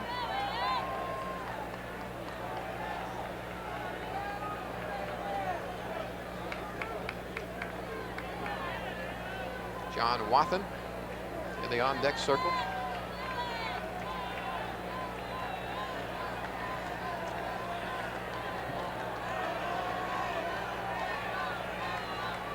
Otis getting ready. Amos not a big guy, only 5'11", 170-pounder, 33 years old. Hit sharply through the hole. Base hit for Amos Otis. The first hit for the Royals since UL Washington. Run scoring double back in the third. Well, Al told you earlier that Amos Otis has stolen 7 bases in the playoffs. Perhaps more importantly, he's never been thrown out. He's 7 for 7. There you see the ball by Amos Otis hit just to the left of Greg Nettles into left field for a base hit. Well, earlier in the game, with McRae at first and 1 out and Wathan batting, we speculated we might see the hit and run. They did not try it then, Steve. That perhaps I would think it would be fair to say might be indicative that Jim Frye's managerial style is a little bit more conservative than that used in the past by Whitey Herzog. In that situation, I think perhaps it might have almost been automatic with Whitey to send a guy like McRae with the good right field hitter Wathan up. I think you may be right, Denny. When you ask someone to hit and run, you're asking for perfect execution by the hitter and by the runner too. A lot of managers don't feel that that is a valid question to ask someone to do. Pretty good lead by Amos Otis over at first, and draws a throw from May. Amos probably reads pitchers as well as anybody on the Royals team. They're always constantly talking about what a pitcher does differently when he goes to the plate as versus when he comes to first base.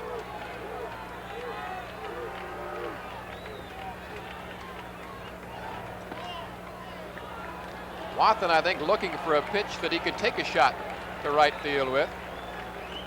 Took a ball there. John Wathan has an excellent eye. Right now he's taking a very long look down at the third base coach, Gordy McKenzie, as Rudy May peers in.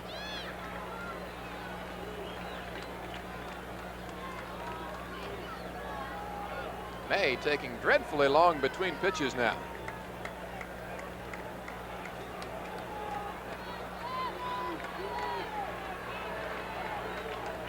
And John Wathan steps out. He felt Rudy May was taking too much time. Becomes a battle of wits. Again, a big lead by Amos Otis at first.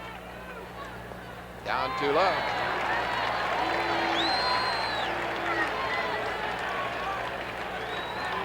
Rudy May have had his concentration broken a bit here by Otis's antics at first.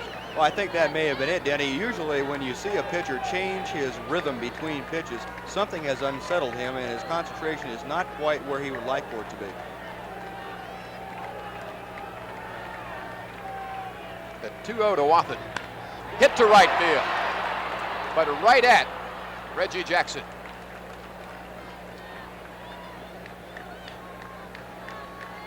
Wathen got good wood on it, a little bit too much up in the air, and right at Jackson. Had him played perfectly. Twice Willie Aikens has bounced out to the first baseman tonight.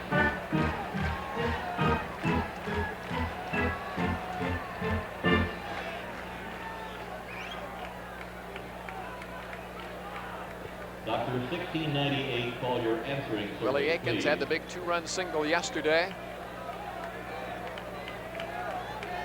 as the Royals won game 1, 7-2.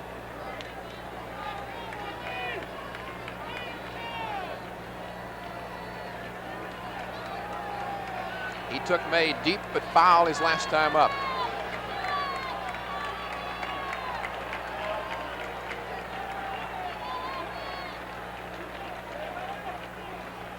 There goes Otis. The throw by Cerrone, he's got it stolen. What a jump Amos Otis had against Rudy May. Rick Cerrone was never had a chance to throw him out. And here we go back to Amos's ability to read the pitchers. We'll take another look at it. You see Amos does not have an exceptionally big lead, but the first move that Rudy May makes, Amos Otis is off and running. Never a chance to throw him out. AO now has swiped 8 straight in playoff competition, has never been nabbed. Royals with a runner in scoring position now for Willie Aikens. And the 1-0 pitch to him. Down and away.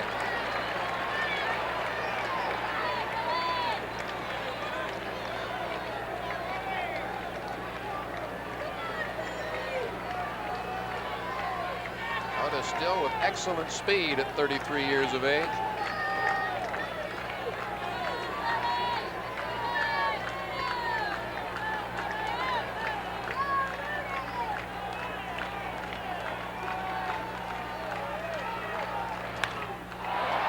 Center field, back goes Brown. It's playable. That'll do it for the Royals in their half the 6th. No runs on 1 hit, 1 left. And after 6 full, Kansas City 3, the Yankees 2. A defensive change for the Royals in the 7th. Clint Hurdle takes over for John Wathen in right field. The Royals lead the Yankees by a score of 3-2.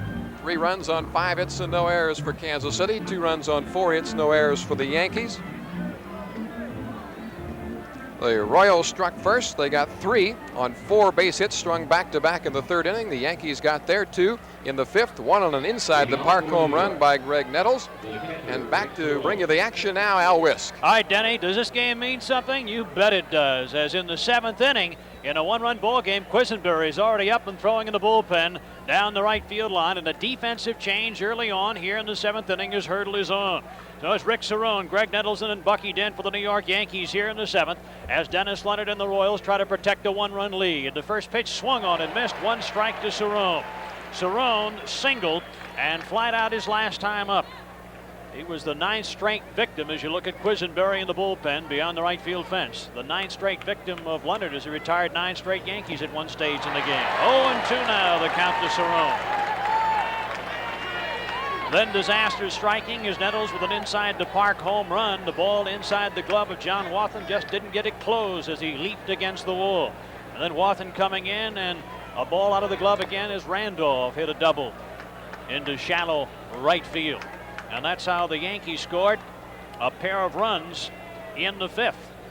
And were able to cut a 3-run lead by the Royals to just 1 run. So that's where we stand right now here in the 7th inning with Cerrone at the plate. No balls and 2 strikes the count. Kneeling in the on-deck circle, Greg Nettles.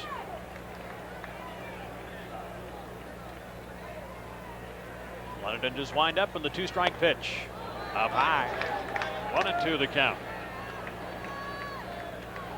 Dennis Leonard, Brooklyn born, signed by the Royals, 3 times a 20-game winner, trying to win a big one in Kansas City tonight. 1-2 pitches ripped on a line to the alley. There's Willie to make the grab. Hard hit ball by Cerrone to the gap, but Wilson able to get there and hold it in. Some kind of play out by Willie Wilson. Here again, you can't make up for speed, and Willie playing an excellent left field. Here's the pitch by Dennis Leonard. Rick Cerrone hits it hard. Looks like a breaking ball down out over the plate. He went down and got a good pitch. Willie Wilson getting an outstanding jump, covering a lot of territory in left field for the Royals. So one gone for the Yanks here in the 7th. And now it's Greg Nettles that inside the park home on his last trip at the plate. Nettles takes on the corner for a called strike one. Dennis Leonard has allowed only 2 hits back in the 2nd and 2 hits in the 5th, and that has been that. So the Yanks making the most of those 2 hits for 2 runs. Another strike. He's ahead on the 2nd consecutive hitter, 0-2. Leonard with the pressure on in Game 2 of the American League Championship Series, and this most certainly is the pivotal game. No team has come from behind to win the American League playoffs after being behind 0-2 in the first 2 games. 0-2 pitch. 1-2 the count to Greg Nettles. Leonard against Nettles. That's the confrontation now as Greg back from the bout with hepatitis. Out between July 23rd and August 2nd. Dennis Leonard. Picture of concentration on the mound. Now a picture of motion. And it is 2-2 the count to Nettles. 3 runs, 5 hits, no errors for the Royals. 2 runs, 4 hits, no errors for the Yankees.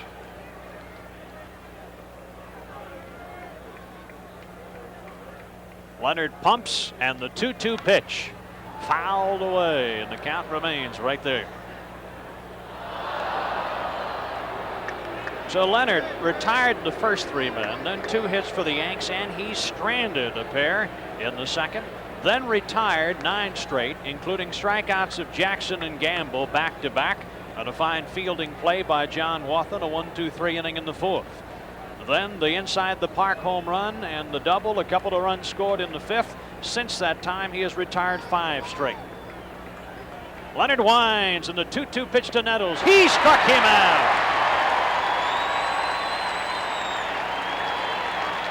Dennis Leonard with his 6th strikeout of the game. Outstanding pitch by Dennis Leonard. He threw a breaking ball, as you'll see here, down and in. Perfect spot to Greg Nettles, right over the top of it. 2 gone for the Yanks here in the 7th, and Bucky Dent to the plate. Dent has struck out, and he has grounded out to George Brett. Dent 2 for 5 yesterday, 0 for 2 today. Leonard winds, and the first pitch to Dent is hit to UL. That's all for the Yanks in the 7th. At the end of 6.5, 3-2 KC. Porter, White, and Wilson. Rudy May has allowed 5 Royals hits, 3 runs scored, all in the 3rd. Porter against May. Rudy winds in the first pitch, breaking pitch, hit to the right side, fielded by Randolph from the outfield line, 1 away. 4-3 in the putout of Darrell Porter. 1 gone for the Royals in the 7th. And Frank White to the plate. He has had a very productive American League Championship Series thus far. He was 3 for 4 yesterday afternoon, 2 RBIs, a run scored tonight, 1 for 2, a single back in the 3rd. 7-2 the final yesterday. It's a bit tighter tonight. 3-2 Royals. 5 hits for the Royals, 4 for the Yanks. White standing in here in inning number 7 against Rudy May. Pitch on the way. A strike.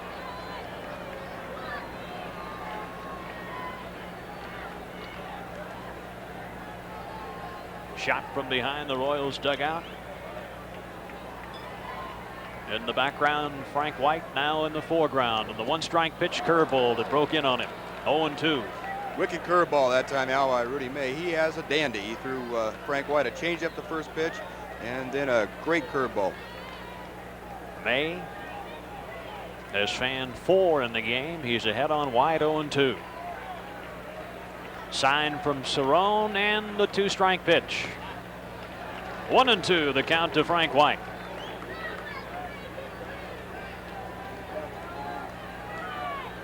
The Royals have led all the way. The Yanks have cut into that lead with the 2 runs in the 5th. A pencil thin gap. 3-2 Royals here in the 7th.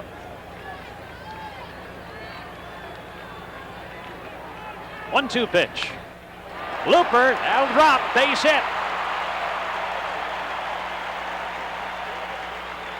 So that is now the 5th base hit by Frank White in the first 2 games of the playoffs. A man on with a man out and Willie Wilson to the plate.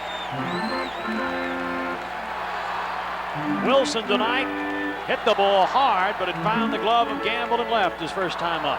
Then the ball sandwiched between the line and Watson, and down the line it went. By the time that Jackson could get it back from the right field corner, a triple for Willie Wilson, and 2 runs had scored. He walked his last time up.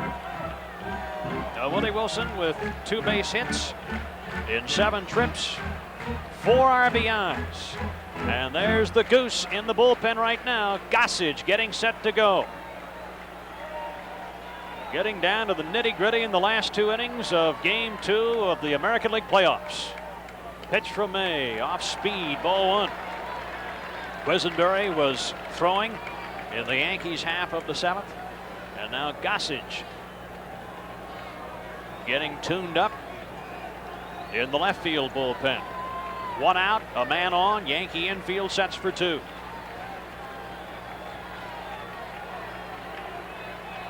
May goes over to first base. Frank White back.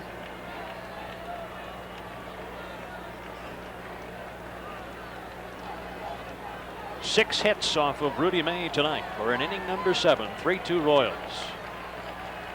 1-0 pitch to Wilson. Luke foul, 1-1.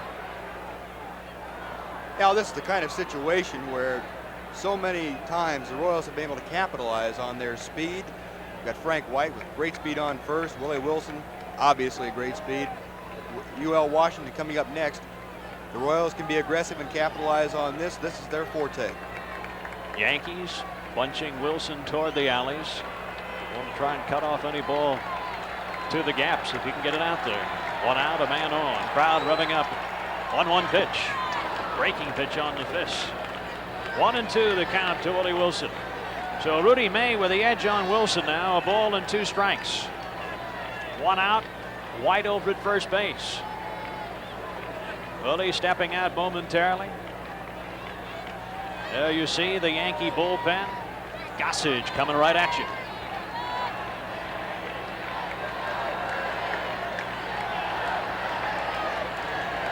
One out, a man on. 3-2 Royals. Last of the 7th. May sets. And the 1-2 pitch on the way. Bounces in. Stopped nicely by Cerrone.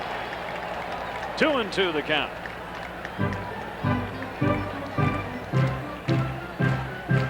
Frank White over at first base along with the spectacled Bob Watson.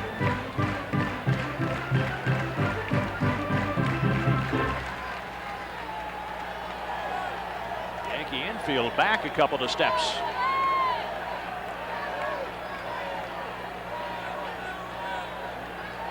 Two balls, 2 strikes, man on, man out. Over the first base goes May. White back.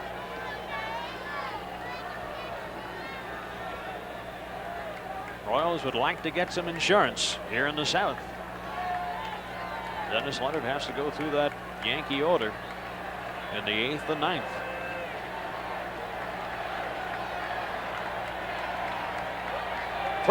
Two-two pitch on the way. Bounce back to May. He goes down to second for 1. Flip throw over to first base. Not in time. Safe on the fielder's choice, Wilson. Almost a great double play by the New York Yankees. Rudy May snaring a one hopper off the bat of Willie Wilson, making a good throw to Bucky Dent at second base. We'll take a look at it right now. There you can see the throw right there to Bucky Dent. Comes up throwing. The relay to first base. Probably couldn't get as much on that throw as he would have liked to, having to hurdle the sliding Frank White. Well, let's see if the speed of Wilson keeping the Yankees from completing the double play. Let's see if it'll pay off. There are 2 outs now here in the 7th, and UL Washington at the plate. Royals 3, Yankees 2. 7th inning, game number 2, American League playoffs. May peering in for the sign and takes too much time, and UL out. Wouldn't be at all surprised here, Al, to see Willie Wilson picking on the first pitch to take off on Rudy May. He had one chance his last time at bat when he was on first base to look at him. Should have studied him pretty well by then. Maybe talked to Amos Otis a little bit. There's Wilson over at first base with 2 outs. UL Washington at the plate. May over to first. Wilson back. There you see a shot from just to the right of the Royals dugout, looking out at Willie Wilson at first, and May to your left. Rudy May pitching in inning number 7 with 2 outs. Willie Wilson over at first base. Washington at the plate. Check of Wilson. And the pitch to Washington. Breaking pitch. Swung on and missed. 0-1 the count to UL. Washington has struck out. He has doubled and walked. UL with the ever-present toothpick. Like to spear a pitch here in the 7th. Willie Wilson over at first base with Bob Watson. Royals with 4 hits in the 3rd, 3 runs scored, a hit in the 6th, a hit in the 7th. Pitchers dominating thus far in the game. 1 strike pitch. It is a pitch out, and he is not going. And the next pitch might be a great one to go on, because you know they're not going to do it again. Well, a 1-1 situation, you're not quite sure. Now, if that had been the 2-ball pitch as a pitch out, then you could go ahead and guess on it. Well, let's see if they do pitch out again consecutively. Set by May, and the pitch. They do not. He swings away and fouls it off. 1-2 the count. Ever seen it when they pitched out twice in a row and he's not gone both times? Then you're really embarrassed, aren't you? I've seen a 3-time pitch out. Really? In one game, yes. Against who? Who was on base? I believe it was Amos Otis. This was back 73 or so when he was stealing a lot of bases. It didn't work any of the times.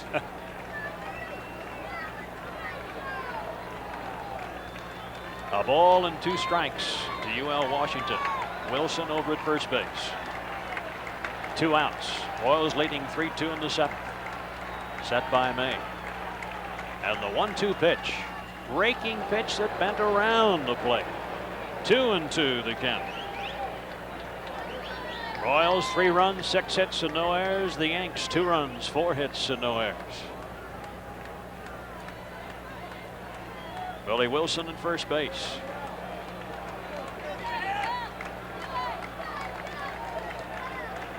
Washington at the plate. Sign from Cerrone. And the 2-2 pitch from May. Bounding ball tapped over the middle. There's Dent. He shovels to Randolph in time for the force on Wilson, and the Royals gone in their half of the 7th. At the end of 7 complete in Kansas City, the Royals 3, the Yankees 2. Dennis Leonard, Rudy May, they have gone all the way tonight. Roller hit by Jeff Torborg. 1 strike to count. Bobby Brown 0 for 5 in the first 2 games of the series. Now Dennis Leonard, after Brown, will have to face the top of the order. And you know, not far behind that, Reggie Jackson in the power portion of the Yankee lineup. Leonard winds in the 1-strike pitch. Pop foul behind home plate, not a play. Just to our left. 0-2 the count to Brown.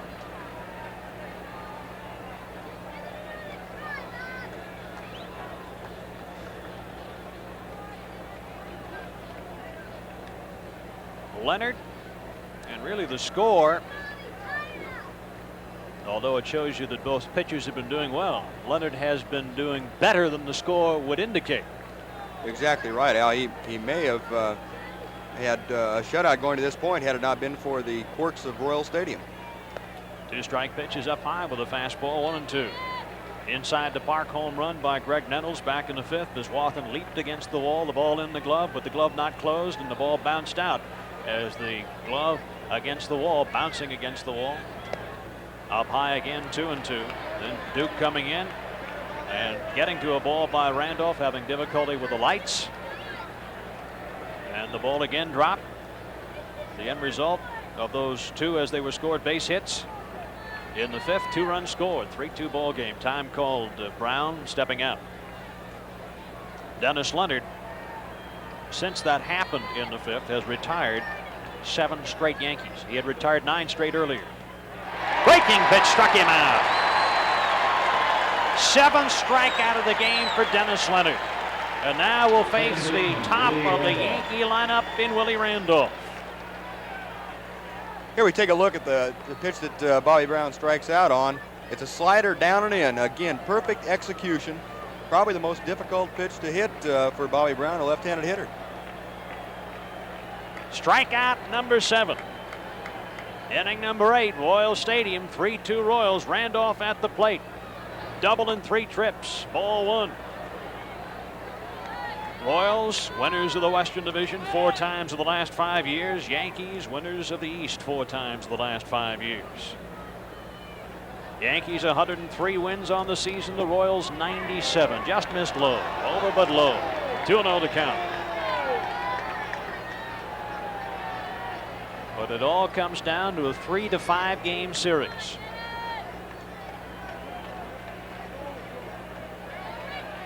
And the winner gains that World Series berth. 2-0 pitch. On the edge. 2-1. This is a key out. Perhaps the big out so far, Al. When you're clinging to a 1-run lead, the one Yankee you don't want on the base paths is Willie Randolph. You look at Bobby Mercer on deck. 2-1 pitch to Randolph. Line to the opposite field. Hurdle will play it on a hop, gun it back to the infield, and Randolph is on. Tying run potentially over at first base for the Yankees. That'll bring Bobby Mercer to the plate. That for the Yankees is their first base hit since the 5th. Leonard had retired 8 straight. And now Jim Fry going out to the mound. Quisenberry has been throwing. He was throwing back in the 7th, throwing here in the 8th as insurance. Gossage was up and throwing for the New York Yankees in the Royals half of the 7th. Mercer at the plate. He is 0 for 3 tonight. He is struck out. He had lined out to the first baseman and bounced out to the first baseman. Throw over to first base, and Randolph is back. Randolph with 30 stolen bases on the season. Don't know how adventuresome, though, he'd be in this situation. He does have 1 foot on the carpet over at first base. Mercer at the plate. Set by Leonard. And the pitch. Breaking pitch for his high strike.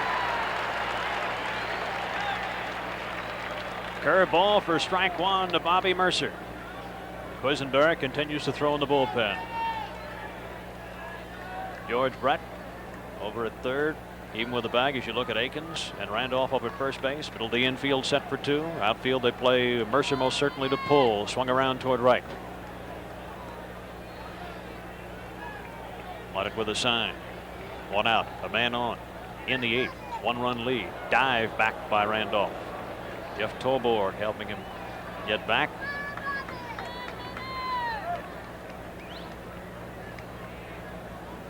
Mercer, 13 home runs on the season. 20 home runs 7 times in his major league career. He is a dangerous man at the plate. Another throw back and another dive by Randolph. Royals with 1 defensive change in the last inning or so. Clint Hurdle replacing Wathan in right field. Time called by home plate umpire Joe Brinkman.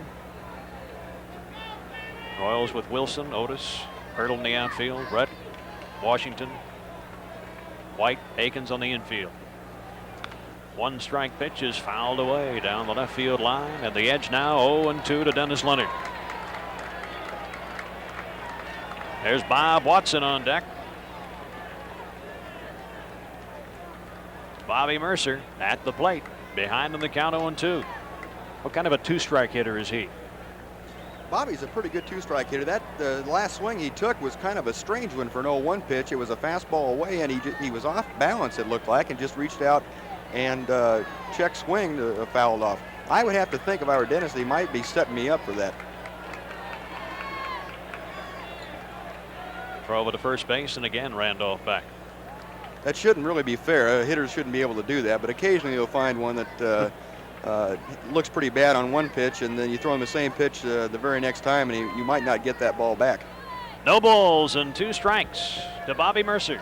Randolph at first base dives back for the 4th time. Royals 3 runs, 6 hits, no errors. Yankees 2 runs, 5 hits, no errors. Top of the 8th, Royal Stadium. Big game for the Royals. No team has ever come from behind after being down 0-2 in games in the playoffs. Struck him out. Mercer fans, big strikeout for Dennis Leonard. That is number 8 in the game, 2nd in this inning. And here it is, a look at it again, a good fastball away, and apparently Bobby Mercer wasn't setting Dennis Leonard up. He swung right through the pitch. And what movement he's getting on his pitches in this game. You're watching Royals baseball on WDAF TV, Channel 4, right here in Kansas City. Pair of strikeouts for Dennis Leonard. Here in the 8th, 2 gone. Randolph over at first base. Watson at the plate, 0 for 3 tonight. Leonard making sure that Randolph doesn't stray too far from first with 2 outs. Watson, top hitter for average on the Yankees this year, 307 as Leonard sets a check of the runner. And the pitch inside on Watson. 1-0 the count.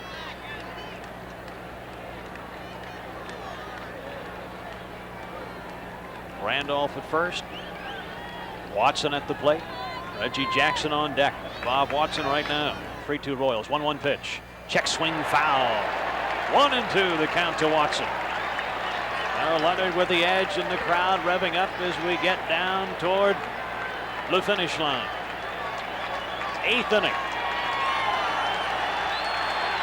Royal Stadium. Game 2. Many of the fans now rising in the 8th inning.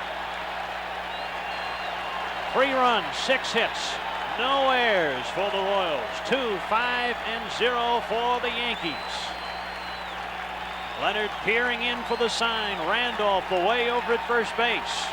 The 1-2 pitch to Watson. Line drive, base hit. Could be trouble in the corner. Wilson over to chase it down. Plays the carom. Randolph rounding third. They're waving him home. Here comes the relay from Brett. He is out!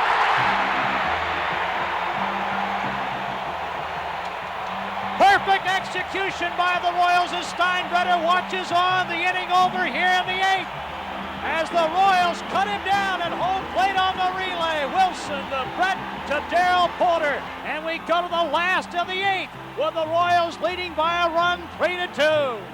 And tags out Willie Randolph before he ever gets there. Here you have another look at it. You can see Willie Randolph is coming in. It's going to be a close play anyway. Darrell receives a perfect throw, goes down and makes the tag on a hard sliding Willie Randolph.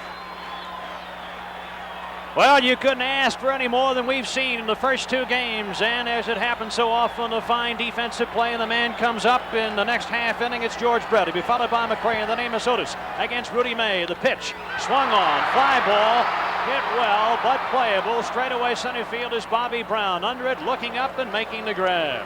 1 gone for the Royals here in the 8th as Brett 0 for 4 tonight, but what a relay throw he made, firing a perfect strike to home plate to Darrell Porter.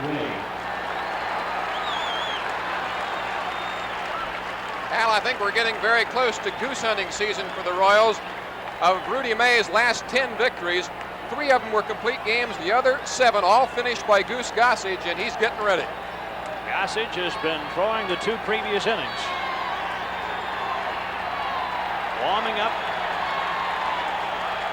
as May on the mound. McRae fouls the first pitch back. Royals have had activity the last couple of innings also. And you can bet in this situation that if any Royal reaches first base, that you'll see Rich Gossage in the ballgame. We talked about it at the beginning of the game, how in the clutch sometimes May will fold, and what a perfect compliment to have for a pitcher like that, than to have Gossage out in the bullpen who can come in and bam, straighten things out right away. May a good, long starting pitcher. Swing and a fly ball hit to center field. Again, playable. Almost the identical spot. There's Brown, puts it away. 2 gone for the Royals here in the 8th. Looking ahead to the Yankees half of the 9th. And you couldn't ask for any more than this in terms of drama. Reggie Jackson leading off against Dennis Leonard. Jackson, Gamble, and Cerrone. Royals clinging to a 1-run lead, 3-2. It's the last of the 8th in Royal Stadium.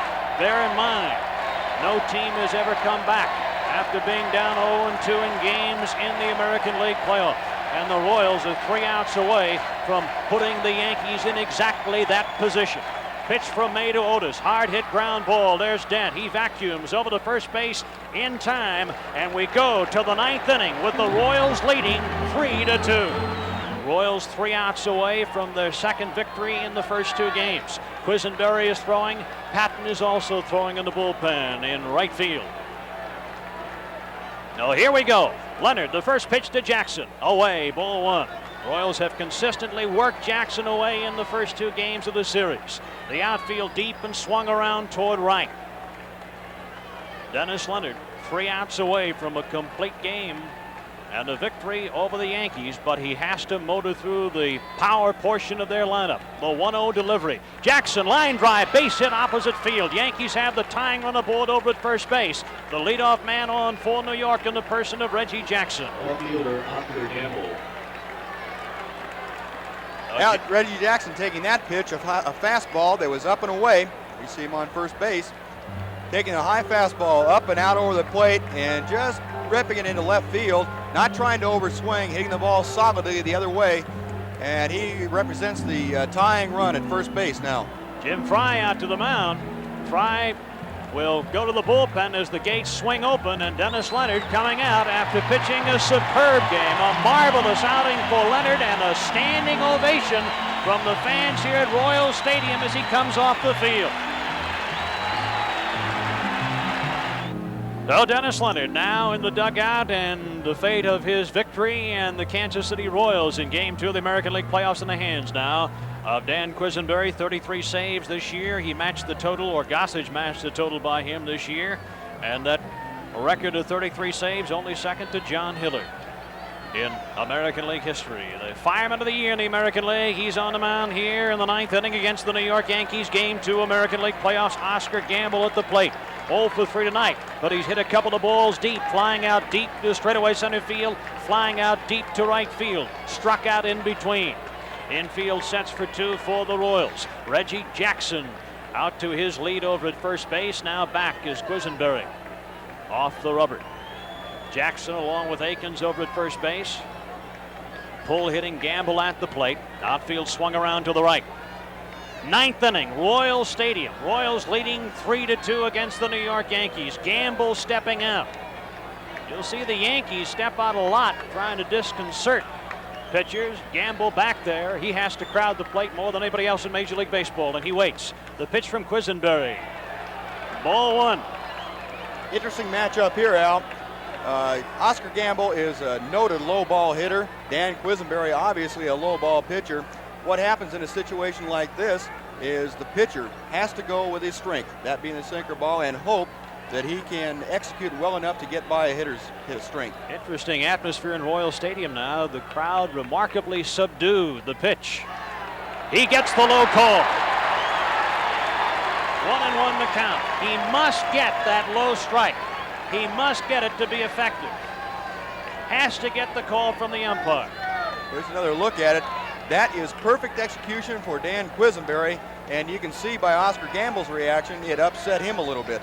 Nobody out for the Yankees. Royals leading by a run here in the 9th inning, Game 2 of the playoffs. 1-1 pitch off the fist. Pop behind second base. There's Frank White. 1 away. Gamble pops out. The Royals now 2 outs away. A man on with a man out, and Rick Cerrone to the plate. Reggie Jackson over at first base. One of the few times you'll see Dan Quisenberry do it, but he came inside to a left-handed hitter, got it up around his belt, induced Oscar Gamble to hit one off the fist for a little pop-up to Frank White. Here's Cerrone, who homered yesterday, 1 for 4, a single tonight. Since that time, he has flied out to center and lined out, and the ball hit sharply to Willie Wilson, who made a nice grab in left field. There's George Steinbrenner, the owner of the Yankees, watching on. The Royals now 2 outs away from going 2 games up in the American League playoffs. The pitch to Cerrone. Ball 1. Tough pitch right there. Again, a borderline pitch. sinker, a good sinker down, and Dan didn't get that call. This is the situation that Dan Quisenberry really thrives on. He's in a situation now where there's one out, a slow man at the plate. Good man for double play. Cerrone at the plate. He waits. 1-0 pitch. 2-0 the count to Cerrone, so he has the edge in the count. Quisenberry on the mound, turning his back to home plate, rubbing up the baseball. Reggie Jackson over at first base. Outfield swung around toward left against Cerrone. Cerrone 277, 14 home runs, 85 RBIs during the regular season as you watch Jackson. 3-2 Royals, ninth inning against the Yankees. 2-0 delivery. Low, 3-0 the count to Cerrone. Jackson potentially over at first base, the tying run for the Yankees. Nettles kneeling in the on-deck circle.